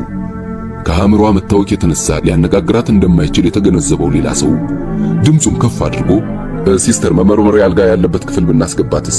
መድኃኒት ከተሰጣት በኋላ መተኛቷ አይቀርም። በዚህ ሁኔታዋ ምንም ልናነጋግራት የምንችል አይመስለኝም። የዶክተር ምስክር ቢሮ ክፍት ነው እንዴ? አለ አሁንም አይኖቹን ከመምተኛዋ ላይ ሳይነቅል። እውነትህን ነው ልጄ፣ ትንሽ ሰፋ ስለሚልም እዛ ይሻላል መሰል። ታዲያ ምን አሰብክ? ኢንጀክሽን ላዘጋጅ እንዴ? ያለች ፖሊሶቹን ወደ ቢሮ እየመራቻቸውና በሩን ለመክፈት ከቁልፎቿ መሃል ለመምረጥ እየሞከረች ጥሩ፣ እኔ እስከማያት ለምን 100 ሚሊግራም ላርጋቲክል ላታዘጋጅላትም? አለ አልሄድ ብላ ወለሉ ላይ የምትንፏቀቀውን ህመምተኛ ወደ ክፍሉ ለማስገባት የሚጓተቱን ፖሊሶች ለማገዝ እየሞከረ ሌሎች ሁለት የጽዳት ሰራተኞች ተጨምረው ከግራና ከቀኝ ይዘዋት ክፍሉ ውስጥ ካለው አንዱ መቀመጫ ላይ ሊያስቀምጧት ሞከሩ። እንዴት ብሎ የምርመራ ጥያቄውን እንደሚጀምር እያሰበ ከህመምተኛዋ ፊት ለፊት ካለው የጠረጴዛ ጠርዝ ላይ ደገፍ ብሎ እንደመቀመጥ አለ። የተቦጫጨረ ፊቷ ጉርጣቱና እድፉ ተደራርቦበት በደህና ቀን የፊቷ ቀለም ምን ይመስል እንደነበር ለመገመት አዳጋች አድርጎታል። እግሮቿን አመናጭራ ስትቀመጥ እርቃኗ በከፊል ተገለጠ።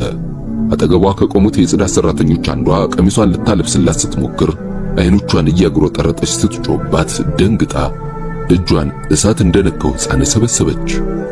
ወደ ሌላ ሰው ትክ ብላ ስታየው ቆየችና ድንገት ብር ያለው ደደብ ብላ ስትጮህበት እሱም ክው አለ።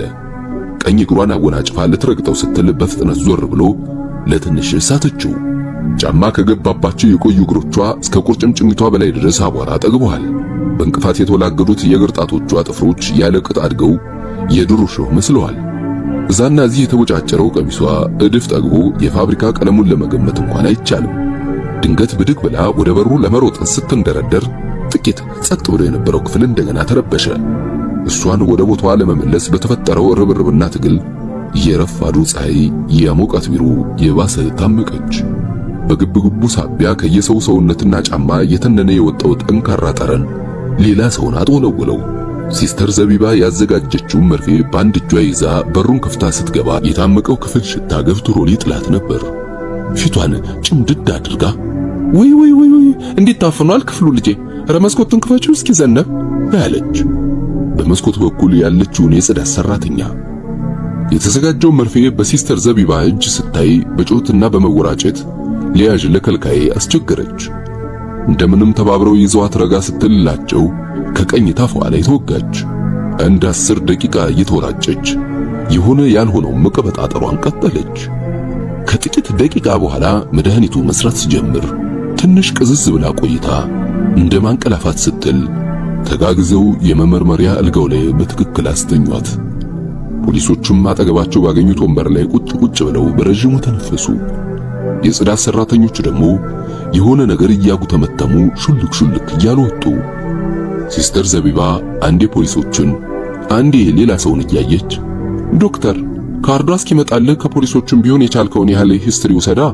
አልጋ ከተገኘ አማኑኤል ማስተኛ ሳይኖርብን ይቀራል ብለህ ነው? እንዲሆና መቼም ወደ እስር ቤት ወይ እንደገና ወደ ጎዳና መመለስ የምትችል አይመስለኝም። ተመልሳ ሳትነቃብን ቶሎ ብለን የሚደረገው ማድረግ አለብን ብላ ለመውጣት በሩ ላይ ከደረሰች በኋላ መለስ ብላ ውይ የኔ ነገር ረስቸው የሚጠብቁ ሰዎች አሉና ለሰኞ ልቅጠራቸው ወይስ ክትትል ናቸው መሰለኝ። የምሳ ሰዓትም እዚሁ መቃጠሉ ነው እኮ ስትል ሰዓቱን አይት ታረገና አረግድ የለም አለኝ ትንሽ ሰዓት እስካሁን ጠብቀውኝማ አያቸዋለሁ። ብቻ ትንሽ ታገሱኝ ንገሪያቸው ያላት ለሽ ብላ ወደምታንቆራፋው ህመምተኛ እያየ ኧረ እነሱማ በደስታ ይጠብቁሃል። ያው የሚሆነውን እያዩ አይደል? ውይ አልሐምዱሊላህ እንዴ ሰላም ወረደ እኮ። እንዴው ላርጋቲክልን የፈጠረች በእውነት አላህ ዘር ማንዘሩን ይባርክ አለች። መድኃኒቱ ባይኖር ምን ሊሆን እንደሚችል በማሰብ ተንፈስ ብላ ከክፍሉ ወጣች።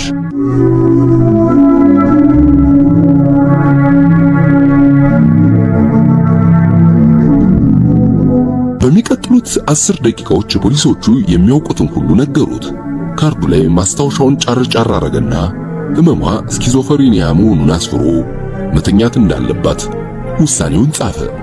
ወደ አማኑኤል የምትተላለፍበትን መሸኛ ቅጽ ሞልቶ ካርዷ ውስጥ አስቀመጠ። ፖሊሶች እንደነገሩት ከሆነ ኦሎምፒያ አካባቢ ሁሌም የማትጠፋ እብድ ስትሆን ሰሞኑን ግን ህመሟ ብሶባት ነበር የከረመችው። ከአንድ ቀን በፊት ወደ 3 የሚጠጉ የቆሙ መኪኖች መስተዋት ሰባብራ ነው ፖሊስ ጣቢያ ወስደው ያሳደሯት። እስር ቤት ውስጥ ከቁጥጥር ውጭ ሆናና የሚያደርጉት ሲጠፋባቸው እንዳመጧት ነገሩት። የአካባቢው ሰዎች ዝናሽ ብለው እንደሚጠሯት ብቻ እንጂ ስለ እርሷም ሆነ ስለ ቤተሰቧ ሌላ ምንም እንደማያውቁ አስረዱት። መታከም እንዳለባት ነግሯት ወደ አማኑኤል የሚወስዳት ትራንስፖርት እስኪመቻች እነርሱ እየጠበቋት ሊቆዩ ተስማሙ። ዝናሽን ከፖሊሶች ጋር ትቶ ወደ ራሱ ቢሮ ሄደና የቀሩትን ህመምተኞች ማየቱን ቀጠለ። የመጨረሻ ህመምተኛውን አሰናብቶ ሲቀመጥ ባለቤቱ ንጹህ ደጋግማ መደወሏን ተመለከተ። አጎቷ ጋር የነበራቸው የምሳ ቀጠሮ ገና ሆኖ ትዝ ያለው። አጭር የሐኪም ማስታወሻውን ካርዱ ላይ እየጻፈ ሲደውልላት ወዲያው አነሳችውና ሌላ በሰላም ነው? ስራ በዛ እንዴ? አለች ረጋ ባለ ለስላሳ ድምጿ። ሰላም ነው ፍቅር፣ ያው ታውቂው የለ የሚገርምሽ ምሳውን ኦልሞስት ረስቼው ነበር። አንድ በጣም የተረበሸች ህመምተኛ ባለቀ ሰዓት ፖሊሶች አምጥቷት እሷን ስናይ ብዙ ጊዜ ወሰደብኝ። አሁን ግን ኦልሞስት ጨርሻለሁ። ትንሽ ነው የቀረኝ። ብዙም አልቆይ እወጣለሁ አለ እስክሪብቶውን በጣቶቹ መሃል እያሽከረከረ። ታዲያ የምትደርስ ይመስልሃል? አጎቴ ደጋግሞ እየደወለ ነው። ታውቆ የለሱን ብዙ ሰው ሳይጠራ አይቀርም። ትንሹ ልጅም ዛሬ ማታ ወደ ለንደን ትመለሳለች መሰለኝ ስትል ከወንበሩ ተነስቶ ወደ መስኮቱ እየሄደ እስኪ ቆይ ሲስተርን አንዴ ላናግራት። ያልኩሽን ህመምተኛ ወደ አማኑኤል ለመላክ እየሞከርን ነው። ግን እኔ ገና ቤት መጥቼ እንደገና ሰሜን ማዘጋጃ ተያይዘን ስንሄድ የባሰ እንዳናረፍድ ለምን እናንተ ቀድማችሁኝ አትሄዱም? እኔ እዛው በቀጥታ መምጣት እችላለሁ አለ የተሻለ ሐሳብ ስለመሰለው። ሳይሻል አይቀርም፣ እንደርሱ እናደርጋለን። አንተ ግን ሳትጣደፍ በቻልከው ሰዓት ድረስ ለእነርሱን ይነግራቸዋለሁ። ግን መኪናስ ምን ታደርጋላችሁ ታዲያ? አታቲም ለምሳ ትመጣለች እንዴ? እሷ ልታደርሳችሁ ከቻለች ብዬ ነበር አለ በመስኮት ውጭውን እያየ። እናቱን ወይዘሮ ታለምን ከልጅነቱ ጀምሮ አታቲን የሚላቸው። እንዴ ምን ማለት ነው? አጎቴ እንዳትቀር ደጋግሞን የነገራት። እሷም ተዘጋጅታ እየጠበቅንህ ነበርኩ። በቃ ሊያዝ የኔ ፍቅር። ታዲያ ረፈደ ብለህ በዛው እንዳትቀር ደግሞ እሺ ብላ ስታስጠነቅቀው አይደረግም፣ በቻልኩት ፍጥነት መጣለሁ አለ ሳቅ ብሎ። ስልኩን ዘግቶ ትንሽ ተረጋግቶ በጸጥታ ደጁን እያየ ማሰብ ጀመረ። ወዲያው ብር ያለው ደደብ የሚለው የዝናሽ ስድብ ቀመስ ቁጣ ትዝ ሲለው ፈገግ አለ። ብር ያለው ደደብ ድንቅ ስድብ ነው። ደደብ ከሆኑ ብር የሌለውስ ቢሆን ምን ለውጥ አለው አለ ለራሱ ድምፁን አሰምቶ። እንደዚህ አይነት ስድብ ሰምቶም ስለማያውቅ ግርም ብሎታል። ምናልባት የተያያዘ ታሪክ ሊኖረው እንደሚችል ገመተ። ቢሮውን ዘግቶ ሲስተር ዘቢባ ወዳለችበት ቢሮ ሲደርስ ስልክ እየደዋወለች ነበር። ከፊት ለፊቷ ካሉ ወንበሮች አንዱ ላይ ተቀመጠ። የያዘችውን ስልክ ዘግታ ወደ እርሱ ቀና አለችና ዶክተርዬ ጉድ ኒውስ፣ አማኑኤል ሊቀበሏት ተስማምቷል። ችግሩ አምቡላንስ ማግኘት አልቻልኩም። ፖሊሶች ደግሞ የእነሱን መኪና እንዲወስዳት ለመጠየቅ እንደማይችሉ ነው የነገሩኝ። እዚህ ከቆየች ደግሞ አምቡላንስ እስከምናገኝ መከራችንን ማየታችን ነው አለች። ግራ ግብት ብሏት ጠረጴዛውን በያዘችው እስክሪብቶ እየቆረቆረች ቢሮው የጧቱ ግርግር ቀለል ብሎት ባዶ ሆኗል። አቧራ በለበሰው ወለል ላይ የወዳደቁ ወረቀቶችና የጫማ ኮቴዎች እያየ ቆየና ቀና ብሎ ባለፈው እንደዚሁ አምቡላንስ ማግኘት አቅቷቸው በራሱ መኪና አንድ ህመምተኛ ማኑኤል አድርሰው እንደነበር ዶክተር ምስክር ነግሮኝ ነበር። አማራጭ ከሌለ አንድ ቀጠሮ ስላለኝ እግረ መንገዴን አድርሻት በዚያ ልሂዳ ታዲያ አለ። ውስጡ ቢጣደፍም ነገሩን እሷ ላይ ትቶ መሄዱ እየከበደው፣ ኧረ ምን ወጣህ ዶክተርዬ፣ ይህን ያህል ያቆየኸው መቼ አነሰ? በል ተነሳ ሂድ ልጄ፣ ቀጠሮ ይረፍድብሃል። እኛው እንዳመጣብን የሆነ መፍትሄ ፈልገን እንልካታለን አለች። ሐሳቡን ባትጠላውም ከዚያ በላይ እርሱም ማስቸገሩ ከበዳት። ግዴለሽም ሲስተር፣ ሁሉም ነገር ዝግጁ ከሆነ ምንም አይደለም። እኔ መኪናዬን ቀረብ ላድርጋትና አንድ አፍታ በዚያው ጥያት ላልፍ እችላለሁ። ብቻ እንዳታስቸግረን ጸሎት አድርሽልን። ብዙ መግደርደሩ እንደማያዋጣ በመረዳት እያቅማማች ተስማማች። የምሳ ግብዣ ቀጠሮ ምን ያህል እንደረፈደ እያወቀ ህመምተኛ ማኑኤል ካላደረስኩ ብሎ የመግደርደሩ ምክንያት አልገባውም። ትከሻውን በውስጡ ሰበቅ አድርጎ ነገሩን ለመርሳት ሞከረ። በራፍ ላይ ትንሽ ቆም አለና ለማንኛውም መንገድ ላይ እንዳታስቸግረን 10 ሚሊግራም ቫሊዩ የምትጨምሪላት ጥሩ ነው መሰለኝ ሲስተርዬ ብሎ መኪናውን ለማቅረብ ወጣ። በእርግጥም የመድኃኒቱ ጉልበት እየደከመ ስለመጣ ዝናሽ በከፊል ነቅታ መለፍለፍ ጀምራለች። ተጨማሪ መርፌውን ከሰጧት በኋላ ተጋግዘው መኪናው ውስጥ አስገቧት። የኋላው ወንበር ላይ እሷን ከመሃል አድርገው ፖሊሶቹ ግራና ቀኝ ተቀመጡና ወደ አማኑኤል ተንቀሳቀሱ። ውስጥ ለውስጥ ያለውን መንገድ በትክክል ስለማያውቀው ርቀቱ ቢጨምርበትም በቀለበት መንገዱ መሄዱን የመረጠው። የሚነዳት ቶዮታ ሰልፍ አሮጌ ብትሆንም ጥሩ ጉልበት ስላላት ባዶ የቀለበት መንገድ ብዙ ጊዜም አልወሰደባቸው። ፖሊሶቹ ጋር ጥቂት ቃላትን ከመለዋወጥ በቀር በአብዛኛው በጸጥታ ነበር የሄዱት። ወደ ጦር ኃይሎች አካባቢ ሲደርሱ በከፊል የነቃችው ዝናሽ ጥቂት መወራጨት ጀመረች። እኔ ዛች ቤት አልሄድም እያለችና የማይገባቸውን ሌሎች ነገሮችን እየዘበራረቀች መጮ ጀመረች። የጦር ኃይሎች አደባባይን ዞረው ተመልሰው ወደ አማኑኤል አቅጣጫ ሲያቀኑ ደግሞ ትንሽ የተረጋጋች መሰለች። ጦር ኃይሎች አካባቢ ምን አይነት ነገር አጋጥሟት ይሆን? ደግሞስ የት ቤት ይሆን ብሎ አሰበ። ከዋናው መንገድ ወጥተው የውስጥ ለውስጥ መንገዱን አገባደው ወደ ሆስፒታሉ አካባቢ የሚወስደውን ቀጭን አስፋልት ውስጥ ገቡ። ወደ አማኑኤል ቤተክርስቲያን አካባቢ እየቀረቡ ሲመጡ እንደገና እሪታዋንና ያዙኝ ልቀቁኝ ብላ መወራጨቱን ጀመረች። የሆስፒታሉ በርጋ ሲደርሱ ጭራሽ የፊት ወንበሩን በእግሯ እየረገጠች ለያዥ ለገናዥ አስቸገረች። መምተኛ እንዲያዙ ያዩት ጥበቃዎች ፈጠን ብለው በሩን ከፍተው የድንገተኛ ክፍሉን ጠቆሟቸው። በሳምንት አንድ ቀን ለግማሽ ቀን ብቻ ስለሚመጣ ሌላ ሰውን ብዙዎቹ የሆስፒታሉ ጥበቃዎች አያውቁትም። የድንገተኛ ክፍሉ አካባቢ ሲደርሱ እንደምንም ተጋግዘው ከመኪናው አውርደው በብዙ ትግል ወደ ውስጥ ይዘዋት ገቡ። የክፍሉ የቀን ተረኛ ነርስ አቶ ሐዲስ ከጥቂት ሰልጣኝ ነርሶች ጋር በረንዳው ላይ ተቀምጠው ሲያወሩ ነበር የደረሱት። የተፈጠረውን ግርግር ሲያዩ ተረባርበው አገዟቸው። አቶ ሐዲስ ዝናሽን ገና እንዳዩት አወቋት። ጭንቅላታቸውን በሐዘን እየነቀነቁ ዋይ ምን የመሰለሽ ልጅ እንዲያው አሁንማ ከሰውነት ተራ ሁሉ ወጥታ ማን ያውቃታል አሉና ካስታወሰችኝ ብለው ስሟን ጠሯት። ትንሽ አፈጠጠችባቸውና ከት ብላ መሳቅ ጀመረች። ወዲያው ደግሞ ተነስታ ለመውጣት ብድግ ስትል ተረባርበው ይዘው አስቀመጧት። መጡ ሊገሉኝ እኮ ነው እያለች ላንቋ እስኪሰነጠቅ ጮኸች። ወዲያው ደግሞ ፊቷ ተለዋውጦ አርጩሜ እንዳየ ሕፃን ስቅስቅ ብላ ፊቷን በእጆቿ ሸፍና በጸጥታ ከግድግዳው ማዕዘን ጥግ ላይ ኩርምት ብላ ስትቀመጥ ክፍሉ ረጭ አለ። የመጣችበትን ሁኔታ አስረድቷቸው ራሱ የጻፈውን የመሸኛ ደብዳቤ እየሰጣቸው እዚህ ብዙ ጊዜ ተመጣ ነበር እንዴ ብሎ ጠየቃቸው። እንዴ ቤቷ ነበር አማኑኤልማ በአመት 2-3 እዚህ ሳትተኛ አትቀርም። ከጥጥሏም እዚህ ነበር እኮ እናቷ ከሞቱ ወዲህ ግን የው 3-4 ዓመት መሰለኝ አይቻትም አላውቅ። እንዴት ያለች ልጅ ነበረች መሰለ ዶክተር። እንዲህ እኔ እንኳን ሳውቅ የሁለተኛ ወይ 3ኛ እርግዝኗ ነው መሰለኝ። ሰውነት ክፉ ባዳ ነው። አሁንማ ሌላ ሰው መስላ ዝናሽ መሆኗንስ ማን ያውቃል? ሃይ ፈጣሪ አንደኛዋን ጎዳና ላይ ወጣለች ማለት ነው አሉ። እጃቸውን ከነጩ የሥራ ልብሳቸው ኪሶች ውስጥ እንደጨመሩ ሁለቱም ፖሊሶች በአንድነት ያውንታ መልሳቸውን በጭንቅላታቸው ንቅናቄ ሰጡ። የቀጠሮ ጥድፊያ ውስጡን ቢቆጠቁጠውም ስለ ዝናሽ ለማወቅ ያለው ፍላጎቱን መግታት አልቻለም። እና ቤተሰቦቿ ይታወቃሉ ማለቴ ከእናቷ ሌላ የሚታወቅ ዘመድ ይኖራል አለ ከፊቷ የሚጠብቃት ፈተና እየታየው በአዘኔታ ወደ እርሷ እያየ። ዝናሽ ግን ከክፍሉ ውስጥ የሌለች ያህል በማኩተምተምና በሰመመን መሃል ጠፍታ አሁንም ክፍሉ ጥግ መሬት ላይ ኩርምት ብላ ተቀምጣለች። አሁን የድሮ ካርዷም ላይ ስልክ ቁጥርም አይጠፋም። አረ እንደውም አናቲቺ አማረች እዚህ ካርድ ክፍል የምትሰራ የሰፈራቸው ሰው አለች። እዚያ ታች ዘነበ ወርቅ አካባቢ እኮ ነው የሚኖሩት ዘመዶቿ። አባቷን በሕይወት ያሉ መሰለኝ። አይ አለመታደል ሰው መሆን አበሳ ነው። ኤረድ ያልኝ አሉ አቶ ሐዲስ አደፍ ያለ ነጭ የሥራ ልብሳቸውን ቆልፈው እጃቸውን ኪሳቸው ውስጥ እንደከተቱ ቆርጠጥ እያሉ። ደቃቃ ሰውነታቸውና ሸበቶ ጠጉራቸው አቅመቢስ ቢያስመስላቸውም ንቁ ቁመናቸውና ስለ አነጋገራቸው የሰውን ቀልብ ይገዛል። ዘነበ ወርቅ ሲባል ሌላ ሰው ድንግጥ ብሎ ውስጡ ይበልጥ ነቃ። ፖሊሶቹ መሄድ እንዳለባቸውና በሌላ ጊዜ እንደሚመለሱ ተናግረው ሲወጡ እሱም ሐሙስ እዚህ ስለምሰራ መጥቼ ያታለሁ፣ እስኪ ታውቃታለች ያሏትን ልጅም ባገኛት ደስ ይለኛል ብሎ አቶ ሐዲስን አመስግኖ ከክፍሉ ሊወጣ በሩ ላይ ሲደርስ ቆም ብሎ ይቅርታ እንዲያው ካወቁ ብዬ ነው። ደጋግማ ብር ያለው ደደብ ብላ በቁጣ ስትሳደብ ነበር። አዲስ ነገር ነው ወይስ በፊትም የምትለው ነገር ነው? እንደው ትርጉም ያለው ነገር ከሆነ ብዬ ነው አለ ወደ እርሳቸው ዞሮ።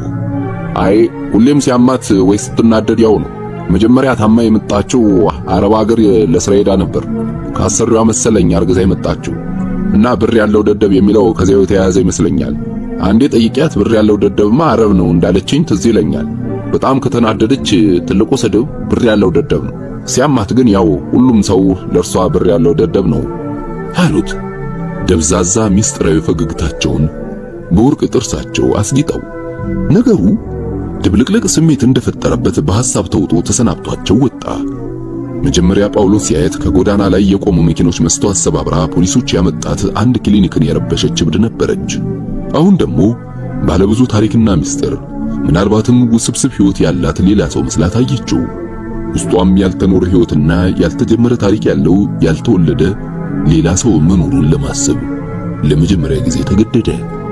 በመርካቶ መሃል አቋርጦ በጊዮርጊስ አሳብሮ ሽቅብ ወደ ሰሜን ማዘጋጃ ሲሄድ በየመንገዱና በየሱቁ በየመኪናውና በየጥጋጥጉ የሚያያቸው ወንድና ሴት ልጅና አዋቂ የኔ ቢጤና ከበርቴ ተሸካሚና አሸካሚ ነጂና ተነጂዎች ሁሉ ለወትሮ ከሆኑት ተለዩበት።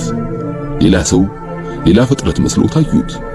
ከመሃል መርካቶ እስከ አዲስ አበባ ጥግ ከተማይቱን ያጨናነቀው ሰው ሁሉ ውጩ በስጋ ተለብጦ በውስጡ ምስጢራዊ ረቂቅ ነፍሱን ሰብሮ የሚንከላወስ ሌላ ሰው ሆኖ ታየው። ሰው ሁሉ ሌላ ሰው ነው። ውጩ ሌላ፣ ውስጡ ሌላ፣ ኑሮ ሌላ፣ ህመሙ ሌላ፣ ልቡ ሌላ፣ አፉ ሌላ አለ ለራሱ። ሐሳቡ ሲወስድ ሲመልሰው፣ ሲወዘውዝ ሲንጠው ከመቼው እንደደረሰም ሳያውቀው የባለቤቱ አጎት ሰፈር ደርሶ ራሱን አገኘው። ለመኪናው ማቆሚያ እየፈለገ ወዲያ ወዲህ ሲል ስልኩ ጮኸ። ንጹህ ነበረች። መድረሱን ነገራት። ልብሱን አስተካክሎ ኮሎኙን አወጣና የቀኝ እጁ መዳፍ ላይ ነስነስ አድርጎ ከአንገቱ ጎን ላይ በሱ ቀባቀባ አደረገው። ከመኪናው ሲወርድ ትንሽ ዘና የማለት ስሜት ተሰማው። የጧት የሆስፒታል ውሎውንና ዝናሽን ካሳቡ ለማውጣት እየታገለ ወደ ሰፊው ግቢ ዘለቀ። ወደ ቤት ሲገባ ብር ያለው ደደብ የሚለው የዝናሽ ጩኸት አሁንም ጆሮው ላይ እንቃጨለበት። እዚህ ደግሞ ብዙ ብር ያላቸው ሰዎች ሳሎን ቤቱን ሞልተውት ስለነበር ነገሩ ሳይወድ ትንሽ ፈገግ አደረገው። በየወንበራቸው የተኮፈሱትን ብዙ ባለብሮች እየሳመና እየጨበጠ ሰላምታ ሲሰጥ ሳቁን ባሳር ነበር የተቆጣጠረው።